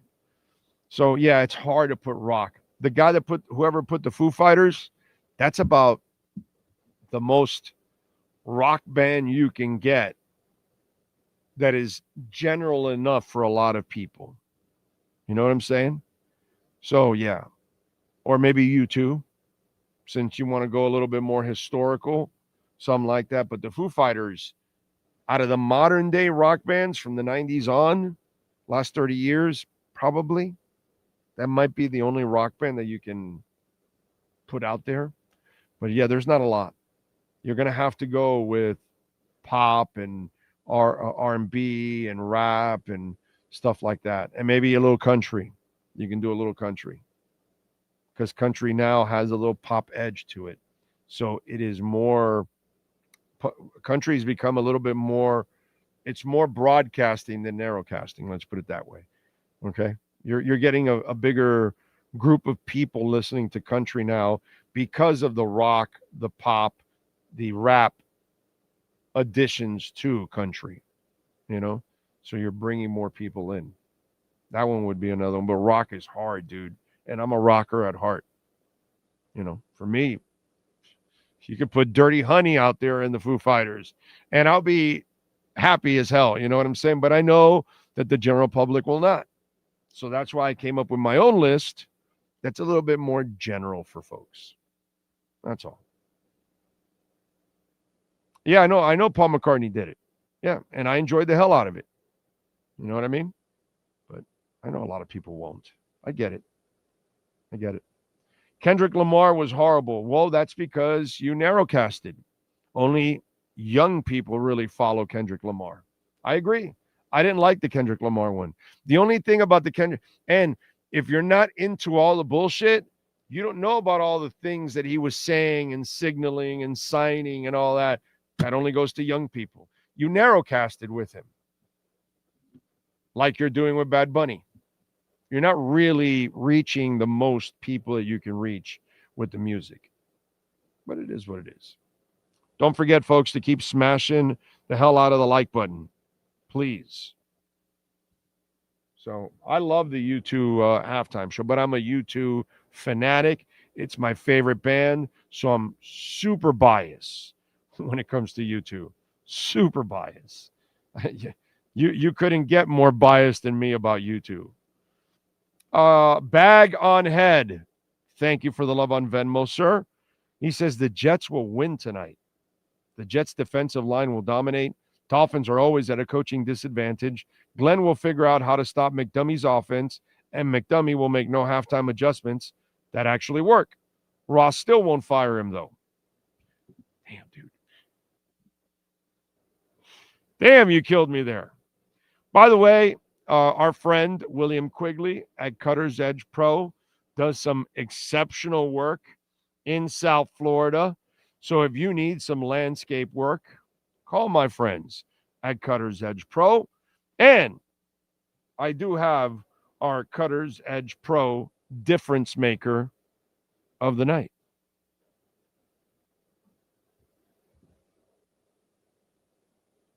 Who brought the edge? Who changed the game? Who is our Cutter's Edge Pro difference maker? When you want to give your home or business the edge, call Cutter's Edge Pro in South Florida for all your landscape solutions. Here's our CuttersEdgePro.com difference maker.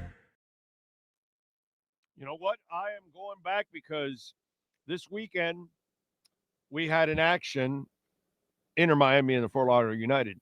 Dolphins weren't in action. They're in action tonight.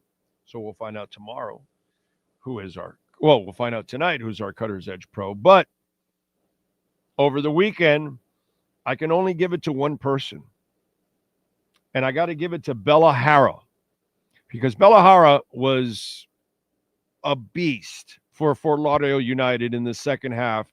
She made a couple of nasty saves that in a 2-1 game, I think that's kind of important. And they shut down Brooklyn in the first half. They didn't even have a shot on goal. To Brooklyn's credit, they got it going in the second half, and they attacked, and they got a couple of great opportunities. And if it wasn't for Bella, there is no way that the Fort Lauderdale United remain unbeaten for the season like they are now through the first 5 games and in first place. Her performance yesterday, I got to give her the Cutter's Edge Pro difference maker of the game. The Cutter's Edge Pro difference maker is brought to you by CuttersEdgePro.com, servicing HOAs, condominiums, townhomes, commercial properties, corporate parks, malls throughout South Florida. CuttersEdgePro.com, providing South Floridians the edge every day of the year. All right. And we thank William Quigley and the great people at Cutter's Edge Pro for being proud sponsors of our platform for many years now. Appreciate it, man. Thank you. Remember, Cash App or Venmo at Cash Big O Show. That is Cash Big O Show.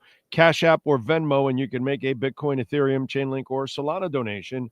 Pat in Asheville says, I have 50-yard line tickets for next week's game. Wife's uncle has season tickets, and I'm so bummed about seeing the Dolphins in person.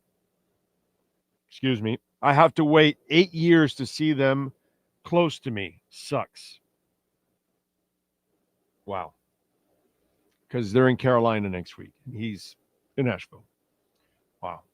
That's crazy, huh? I just hope the Carolina team from last week doesn't show. Holy shit. That was crazy. I'd rather talk music than Finn's football. I know, dude. Well, listen, on this show, the good thing is we're going to talk about all kinds of things. You know what I'm saying? And so I certainly don't lack topics here. I don't have to play the hypothetical game and start talking about all kinds of crap going on.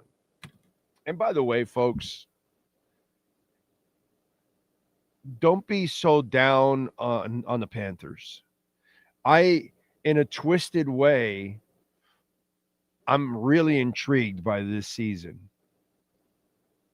I am. I actually think this could be the best season of them all in a twisted way. We have mother effers on this team. These guys, they're not going to fold, bro. This isn't the Heat that we see nowadays. This isn't what we've seen from the Dolphins for decades. This is a team that's going to go out there and punch you in the mouth, dude. I get it. Barkov is impossible to replace. And you're also missing Kachuk for half the season. So I understand that.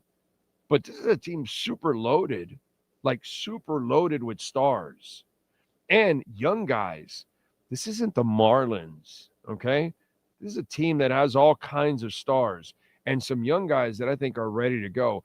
And I thought Dwork gave me an even bigger lift when he mentioned Carter Verhaeghe, because in a moment like this, you're going to need Carter Verhaeghe to be Carter Verhaeghe.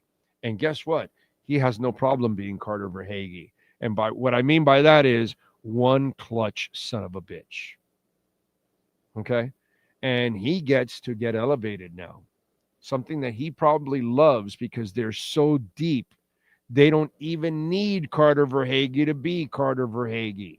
And so if Lundell steps up and takes it to another level, all these kind of things, you can still have one hell of a record. Maybe you're not number one, but if you're somewhere in the 3, 4, 5 range, you're within, and you start getting Tkachuk at half the season, and then you get better that way. And by the way, we have not had Tkachuk in 2 years. We haven't had the real Tkachuk in a couple of years. So you have a chance to get back the real Tkachuk for the second half of the season, the playoffs. You have a chance to now get Verhaeghe back to where he was before. You will not replace Barkov.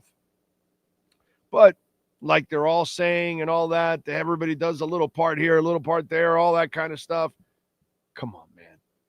This can be a really sweet season to watch these dudes overcome this, get to the playoffs, and then if Tkachuk stays healthy and he's playing well, you're going to be one of the best teams in the league. And if Barkov's rehab by some stretch goes really well, and you can add him in May or June, man, it could turn out to be absolutely awesome. I am so freaking pumped about the Panthers and so intrigued and excited because these are tough son of a bitches. These guys are not going to give up. And this is going to be a new carrot that's dangling for them because people are going to say, oh, well, they're without Barkey and without Tkachuk, and they're going to count them out. And I think they're going to eat that shit up. Okay? I'm looking forward to this, dude. I think this is going to be a fun season. I really do. And I really believe in these guys. So I would not give up on the season. I would not call it a wash. They can make a lot of noise, man. And if somehow or another they're fully healthy by the end of the year, look out, baby. 3 in a row is coming. Don't give up. And home ice means, I don't know how many times we got to tell you, home ice means nothing. So they don't have to be the number 1 seed. That's not necessary. Ty in the Bronx, thank you for the love in the super chat. Says Panthers will definitely three-peat. Book it, Big O. Love it. Love it. I can see it. Thanks to the Laser Eye Center of Miami. Thanks to Dr. Lascano. I can see it. All right. Let's see. What else do we have? Big O, any chance Dolphins can sign Alarmo? Well, if we could add a couple of these guys, then we can. He still won't dedicate himself to the run. If you have a couple of these guys, you could run for like 300 yards, and he still won't do it. Giovanni says, see what Lundell does stepping up for Barkov. Time to shine. Bennett will step up. Rhino will play his ass off. Samoskevich will step up. Exactly. I just think this team is loaded. And I think they can take on this challenge with a little bit of a chip on their shoulders. You know, I like it.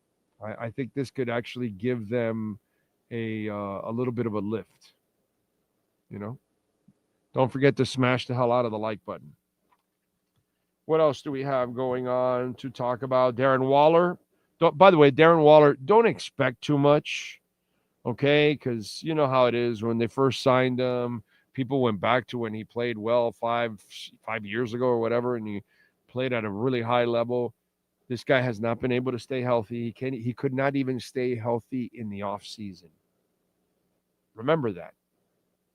Remember that. He could not stay healthy in practice. So I just want to temper your enthusiasm. I hope he comes out and catches 8 balls for 150 yards and 3 touchdowns. Okay? I hope he shocks the world and lifts the Dolphins and all that kind of stuff. But I'm just telling you, be careful. Okay? This is a person, do not rely on the unreliable.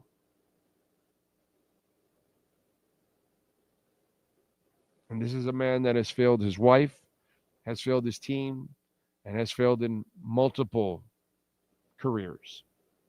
So now he's back trying to succeed where he failed. Just because he had a successful couple of seasons, he's been a failure lately. Well, it's not a guy to count on. Let's just hope he can do something and not just steal money. Because right now, that's all he's been doing is stealing money. Nothing else. All right. Tyreek did not practice on Saturday. Not that it's a heavy practice, but, I guess he had better things to do in a red suit. It's Tyreek's. Your season's on the line, bro. I don't care whose birthday it was or whatever. Find another way to make it up to them on your off time, not your work time, especially when you're a guy that's unreliable. You're part of the reason why they're in this mess. So, you had a chance to catch a deep ball last week and you failed. Hit your hands.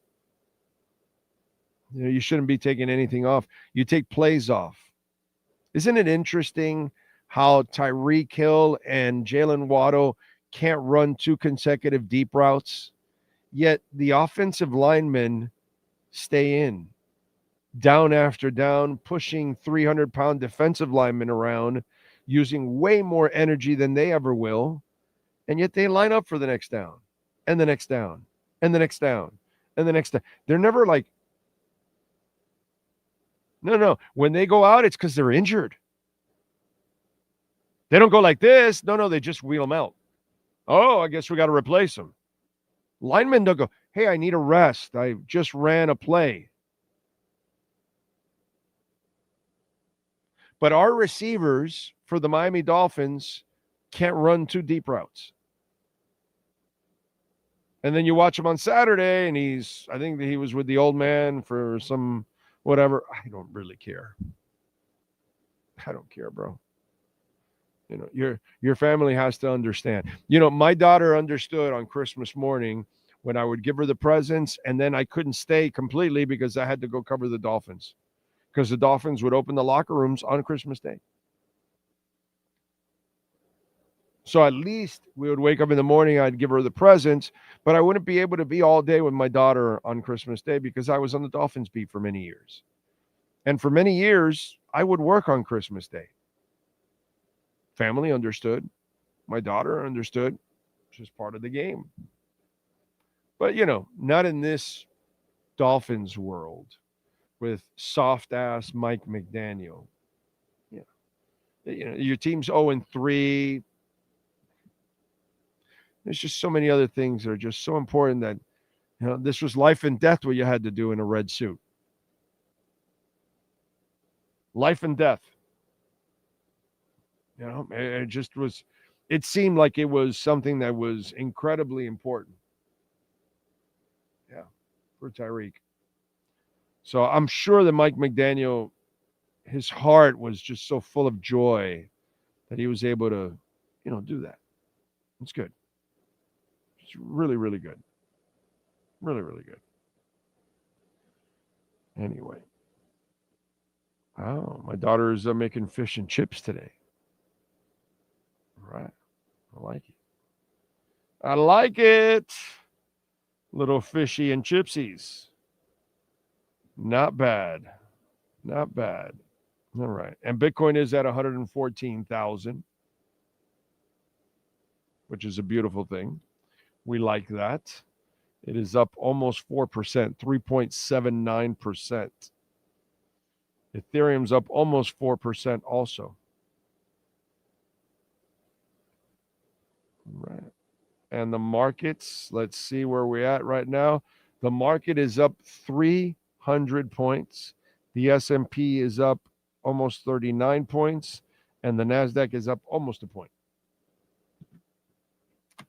Thomas says the best writers refuse to see the truth about McDaniel. Why? Because they can't see it. That's why. Or they don't want to ruffle feathers. Dolphin media relations has been always a very sensitive group for many, many, many years. And it's been so bad. They don't handle criticism very well there. The Heat are the best. The Heat are big boys. They're big boys and big girls over there. They know they underachieve. They get it. They deal with the Heat. They're all good with it. You know, they can understand. Yeah, Dolphins aren't that way. So I just wonder sometimes about the media around this team that do they worry about it? Well, you know, they might hold it against me and they may not give me this interview or that interview or something like that. And so I don't know. It's just, to me, it's really weird that not one of the main writers on the beat has said McDaniel needs to go. Put it this way, okay? I'm just gonna put it this way. It's all I'm gonna do. Okay. I've been at it for a long, long time. If I walked into the media room of Armando Salguero and Jason Cole and Alex Marvez and Chris Perkins was part of that beat back in those days. Poupart was in there too. Steve Wine from the AP. If I start going back to those days, okay, one of those writers would have already been writing about McDaniel not being the guy and why have they not made a change yet. I guarantee you that. I guarantee you that. Jason Cole was attacked by a safety in the locker room. I saw Jimmy Johnson go after Jason Cole and Armando Salguero several times because they didn't like what they wrote and this, that, or whatever. I don't see enough of that nowadays. There was a little more teeth to the writing from the beat writers back in the day. And let me tell you something, it ain't easy writing tough about Don Shula or Jimmy Johnson. Hell, I remember Jimmy Johnson telling Dave Hyde about he was criticizing something that Jimmy was doing and this and that. And at the same time, he kind of like backhanded shot of like he was like Jimmy was after a loss, he was there sitting with his little dog in the front of the bus. And I'm in this scrum and Jimmy's looking at Dave Hyde going, "You're picking on a little dog?" You know? And it kind of reminded me of the whole Allen Iverson practice thing. And we're all sitting there looking at each other like, oh my God, you know, it's like, you know, this is what I grew up with. You know, Saban calling me an asshole in a press conference. Jimmy, you know, getting after my ass for whatever I said or whatever, you know, whatever it is. It's a different kind of media. That's all I'm going to say. It just doesn't have the teeth it used to have. Okay? You know, is any baseball player demanding an apology from me in 3-inch type, like Mike Lowe was demanding an apology from me in the Miami Herald in 3-inch type? Yeah. The media nowadays, yeah. Some of you that are young, you're hearing all this stuff and you're going, what? Huh? What? Some of you that are old, maybe some of you lived it. Maybe some of you remember some of this stuff. I know I do because I lived it. I watched it. I was in it. I was in the middle of all of this. I'm just telling you that in general, what I see from the media nowadays, it's not one that is aggressive and challenges. And our media back on the Dolphins beat was way more challenging than it is now. That's all I'm going to say. I lived it, so I know it. I watched it. I experienced it. Whether it's Jim Leland going after me, or Jimmy, or Saban, or maybe back and forth with Pat Riley, I've been there, done it. Okay, been there and done it many times. But I just don't see it now. I just don't see it now. That's all I got to say. Sebastian Ramirez, thank you, sir, for the super chat. Says, we haven't drafted any dogs or special players since Jimmy Johnson. Until we draft better, things won't change. Well, that's not true, actually, because X was a dog and a difference maker for a while. He is. Sealer is a dog. You didn't even draft him. You picked him up off the street. You know what I'm saying? So you have added players that have been guys like that. I think Rob Hunt would have been that forever. You should have kept him. I know he had an injury this year. And Andrew Van Ginkel was that. Should have kept him. Drafted him. You know what I'm saying? So he's a player. You should have kept him. There's a lot of talent that's come through here. Some of it the problem with some of it has been is you've kept the wrong guys and you've let go of the wrong guys at times. And that's kind of hurt you. Patrick Paul has been dominant in his second year, dude. He looks like he's going to be a keeper. You know what I'm saying? So I disagree with you. There are guys that you have drafted and they have played well for you and they have become really good players. Some of them are still here. Some of them are developing and some of them are gone. I love what I see from Chop Robinson. I think he's going to turn into being a hell of a player. Jalen Phillips can be a hell of a player. He's just got to stay healthy. That's the only problem with Jalen Phillips is health. That's his only knock. Outside of that, he could be a hell of a pick. So I just think that at times you could have kept some of the right ones and let go of some of the right ones, and that would have helped out a lot. And that's kind of been the problem here a little bit. Besides the coaching, it's also been that. So you've had some guys, it's just a matter of all the coaching changing too. Does not help. All that coaching change does not help at all. And that becomes a real problem. So just tough, man. Dude, we've been at this for 45 years. And by the way, what did Jimmy Johnson do on offense? Like you talked about, what was it? Where was it? Which is the one? Oh, Sebastian. Until Jimmy Johnson, what did he do on offense? He destroyed the offense. As good as he was on defense, he was that bad on offense. He got rid of Irving Fryer, got rid of the running backs. He gave us Larry Shannon saying that he was going to be as good as Randy Moss. He drafted Jarris McFailure at running back. John Denton at quarterback. Traded for Jim Druckenmiller. He was terrible, dude. Terrible on offense. John Avery. What the fuck is that?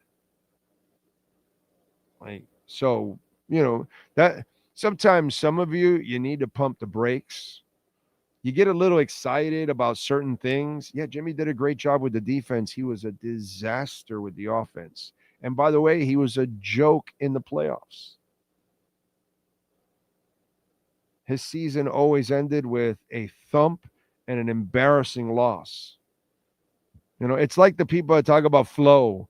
Yeah, dude, Flo's a tough guy and a defensive coordinator. Yeah, but he didn't know nothing about offense. He had 4 offensive line coaches, 3 offensive coordinators, a couple of quarterback coaches. One of them was from a 7-on-7 high school level. Like, he played quarterback, but he had never gotten to coach at college or the NFL yet. Kyle Orton, he was only a 7-on-7 coach in high school. Like, that's your quarterback's coach? Yeah, no, that's not a good thing. So it's kind of funny sometimes how people talk about that, but then they leave out, like Jimmy Johnson. Man, you conveniently talk about, yeah, he hit on a couple of defensive players that were awesome for a long time, but he was terrible on offense. He had no eye for offense. You know what was his best pickups on offense? Do you know who they were? Who were his best pickups on offense?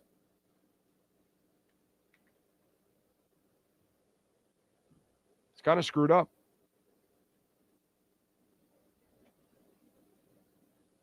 Mark Dixon from the Canadian League and Oronde Gadsden.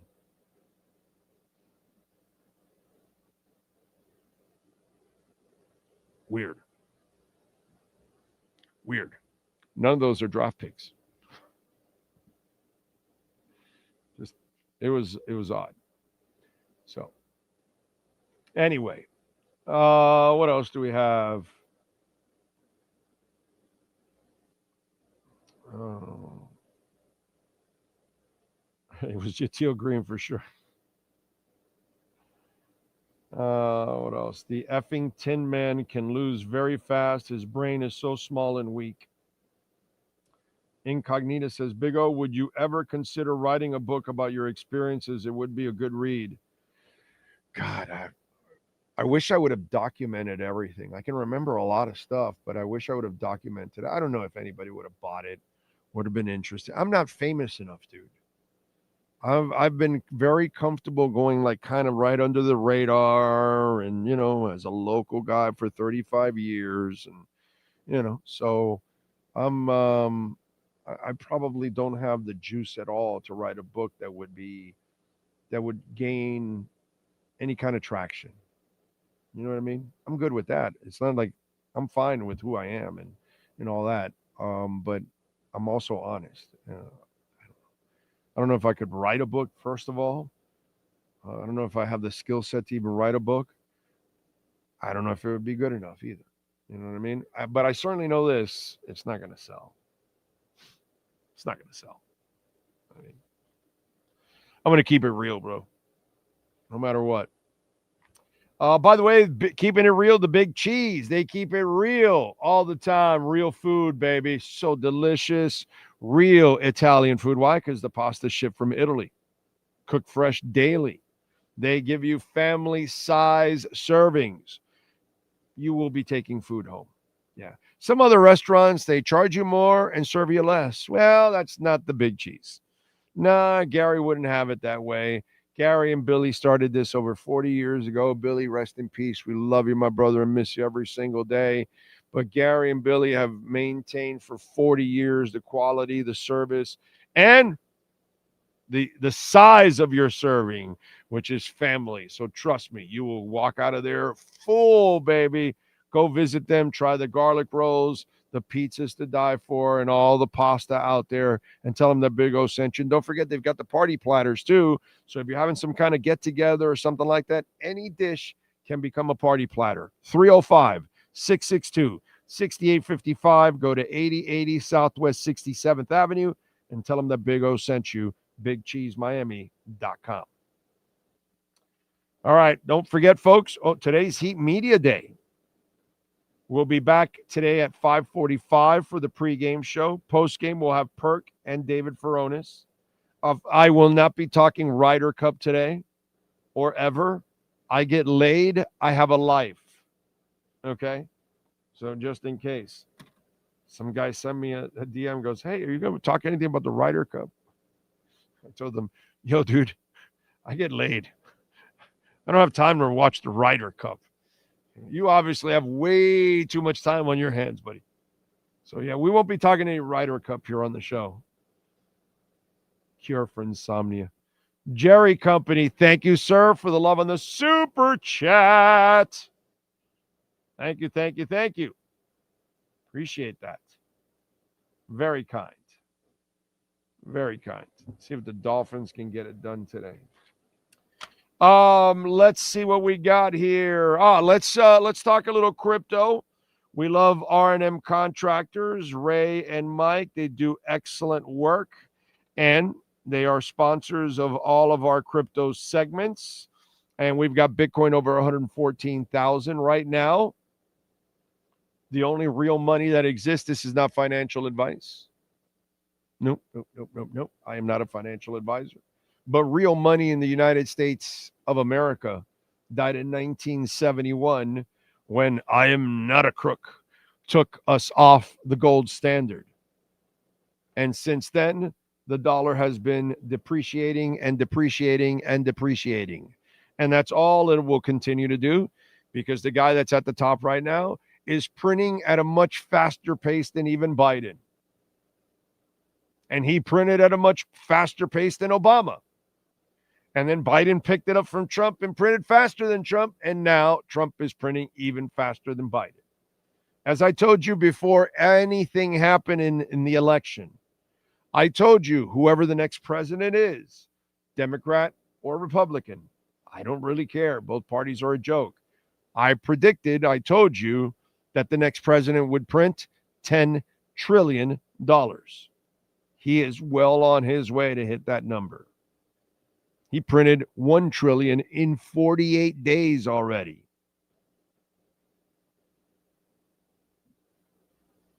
Kept Bitcoin.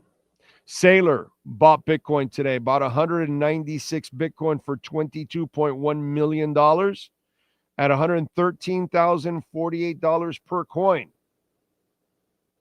They now own in strategy 640,031 Bitcoin. Can I get half of one? A third of one? Anyway, for $47.35 billion at $73,983 per coin. Now, you want to know what they're doing with our money? Well, the orangutan just gave Argentina $20 billion. They call it a loan, but Argentina owes the IMF, the International Money Federation, $40 billion they can't pay back. Do you think they're going to pay us back for $20 billion? No.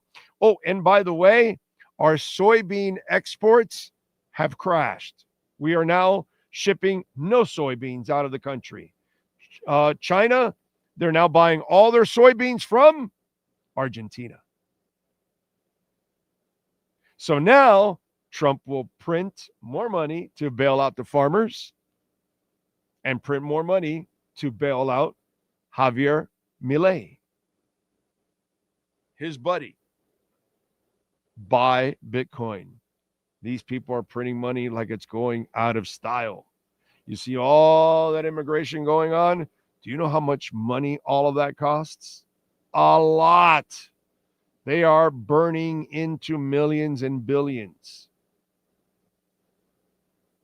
A new Harvard peer review. Their study urged central banks to buy Bitcoin for their reserves. What are you doing for yours? What are you doing for your company's reserve?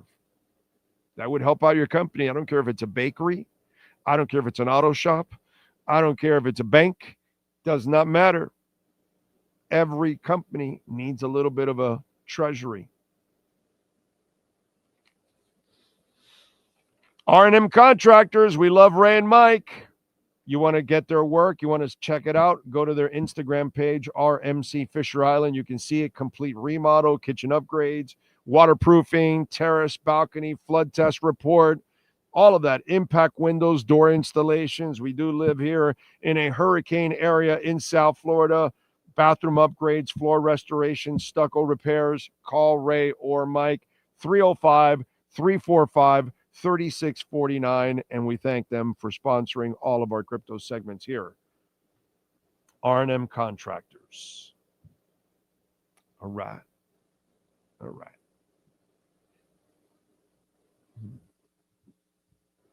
The big old Department of Treasury. That's it. That's what it's all about, baby. It's all about the big old Department of Treasury. Our Treasury couldn't support shit, but hey, We'll do our best. Oh, man. What can I tell you? What else do we have going on? Around the NFL, we find out that Kevin O'Connell cannot fix everyone. Carson Wentz threw for 2 touchdowns and 2 interceptions, 350 yards, and a 24-21 loss to the Steelers. I'm telling you, the Steelers suck. They are terrible. How they're 3-1 is beyond me. Falcons, you know me, I'm not really a big believer of Michael Penix, but he played well. He threw for 313 yards, 2 touchdowns, and an interception, but Bijan Robinson, bro. Man, that kid is good. 4 receptions, 106 yards, 17 rushes, 75 yards, and a touchdown. Falcons beat the Commanders 34-27. They're both 2-2. Bills defeat the Saints 31-19. They improved to 4-0. Pats defeat the Panthers 42-13.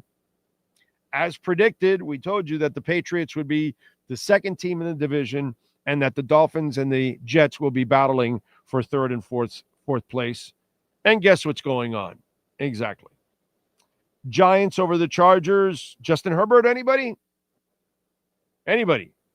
They lost 21-18, and if it wasn't for the running game, they would have never even been in this game. Jackson Dart will not last long. No.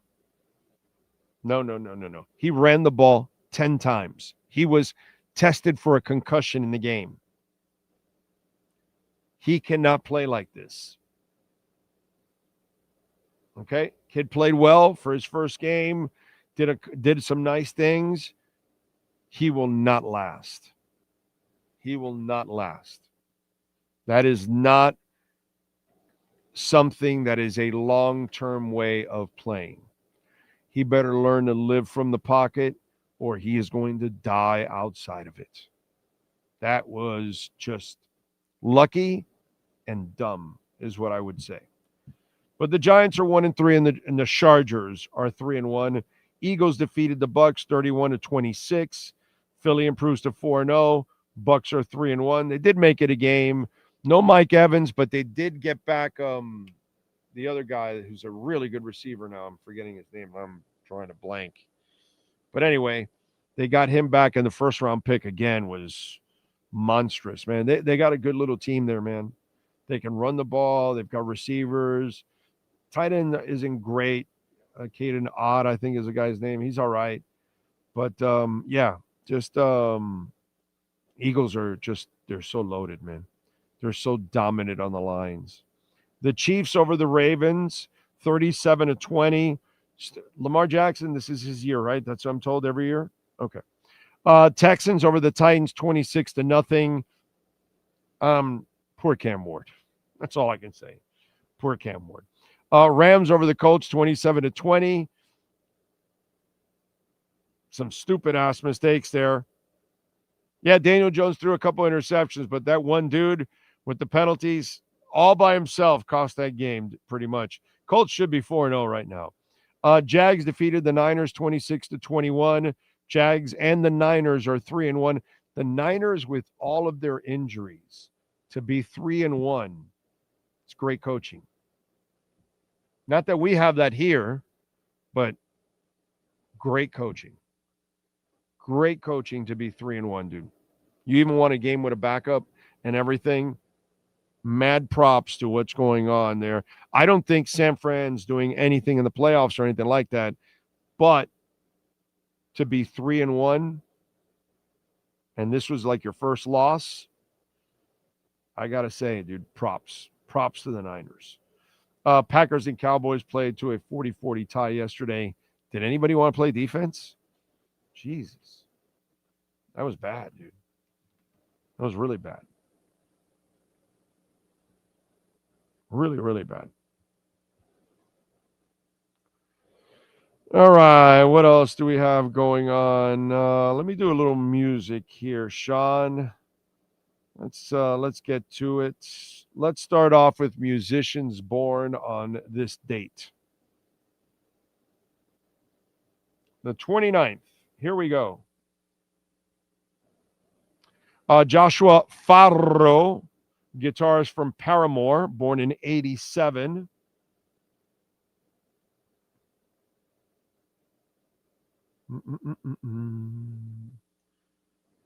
Brett Anderson. Yes, sir. The lead singer from Suede, born in 67. Love Suede, man. What else? Ian Baker, keyboardist with Jesus Jones. Right here, right now. Born in 65. Les Claypool, maybe the best bassist on planet Earth. Born in 1963. Primus, of course.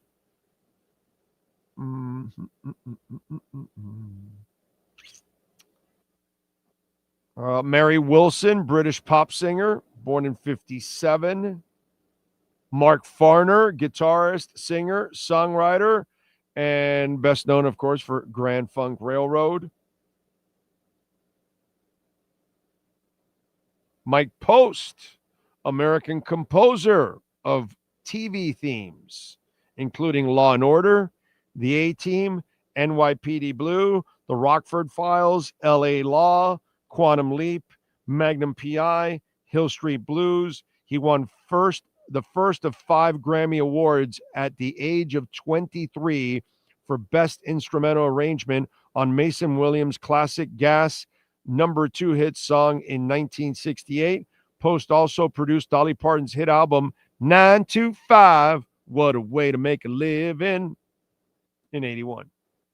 So Mike Post, born in 44. A little bit of talent.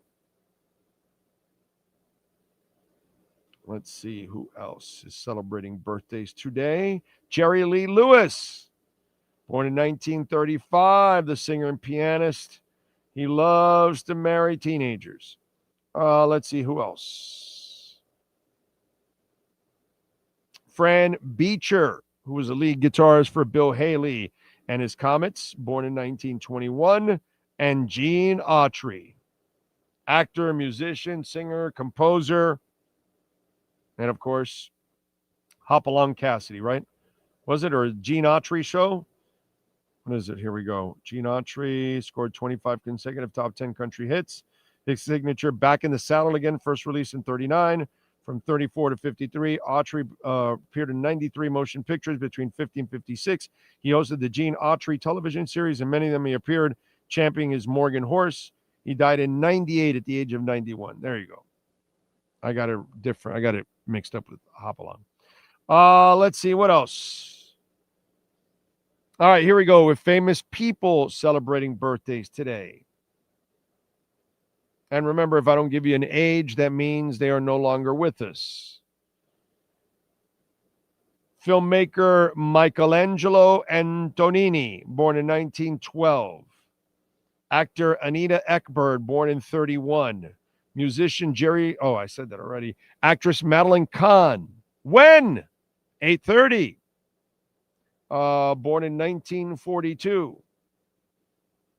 It is up, and I am gone.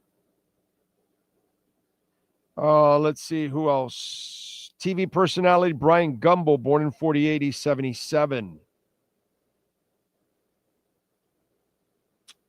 Andrew Dice Clay, born in 57, he's 68. Oh! Let's see. Brad Smith from Blind Lemon, born in 68, he's 57. Actress Kelly McCready, born in 81, she's 44. Kevin Durant, born in 88, he's 37. Musician Halsey, born in 94, 31. And that is it. Sean Stanley, do you have wrestlers born today? Yes, sir. Candice LeRae turns 40. Roosh is 37. Tajiri turns 55. And the cat, Stacy Carter, she turns 55, on September 29, 2025. All right. We move over to music history. What happened today in music history? I know a lot of you are wondering, like, what happened today? Anything like magical, historical? Well, let's start off in 61. New York Times published a glowing review of Bob Dylan's performance, giving the 20-year-old upstart his first press in major publication. In 73, Grand Funk Railroad went to number 1 on the U.S. singles charts with We're an American Band, the group's first of 2 chart toppers. In 77, Billy Joel released his 5th studio album, The Stranger. So good. It features the singles Moving Out, Just the Way You Are, She's Always a Woman, The Stranger, and Only the Good Die Young. In 80, Curtis Blow released his self-titled debut album on Mercury Records, the first rap album on a major label. It features These Are the Breaks. Bring it up, bring it up, bring it up. Throughout your years and hard times. Let's see who else. In 80, Kool and the Gang released their 12th studio album, Celebrate, and it features Celebration. In 84, on this day, Prince and the Revolution started a 2-week run at number 1 on the U.S. singles charts with Let's Go Crazy, One Time. In 84, the English girl group Bananarama had their U.S. breakthrough with Cruel Summer. It peaked at number 9 on the pop charts, thanks to the song's appearance on the summer smash, The Karate Kid. Didn't know that it was The Karate Kid that lifted it. Wow. Didn't realize that. I thought it was just MTV. In 91, on this date, MTV played Smells Like Teen Spirit video for the first time, giving most Americans their first look at Nirvana. A little over a month later, the song was number 1 on the Hot 100.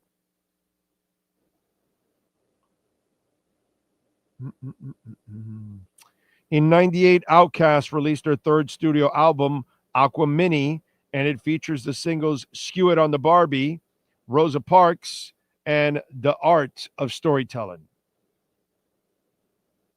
In 98, A Tribe Called Quest released their 5th studio album, The Love Movement, and it features the singles Find a Way and Like It Like That. In 98, Sheryl Crow released her 3rd studio album, The Globe Sessions, and it features the singles My Favorite Mistake, There Goes the Neighborhood, and Anything But Down. In 2002, American Idol winner Kelly Clarkson started a 2-week run at number 1 on the U.S. singles charts with A Movement Like This. Where is she now? 20-something years later, huh? Pretty good. Pretty good for her.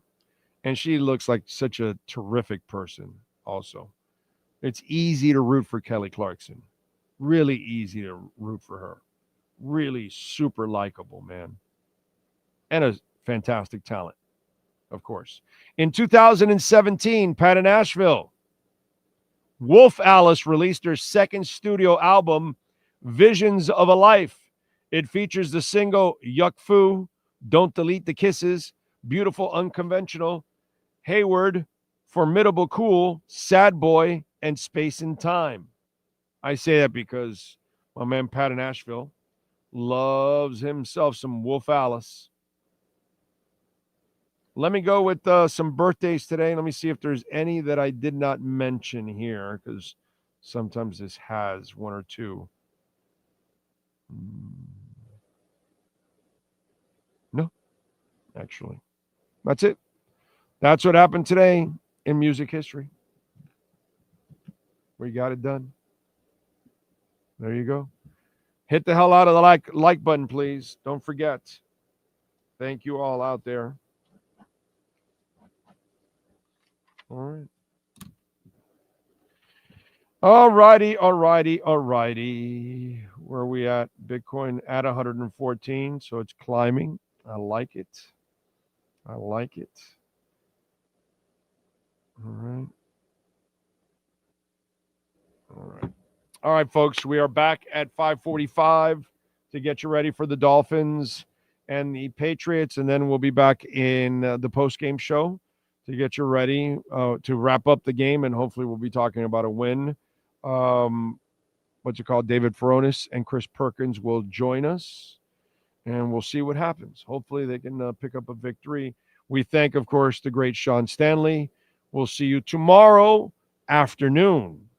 Remember, so if you want to catch the the fresh Dolphins talk, you got to catch the post-game show.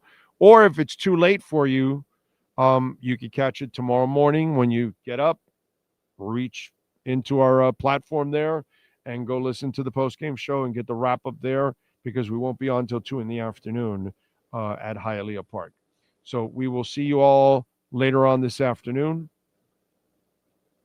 Same time, same place, same bat channel.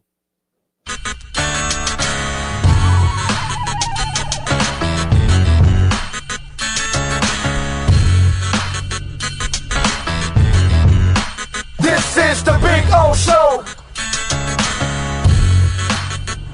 This is the Big O Show.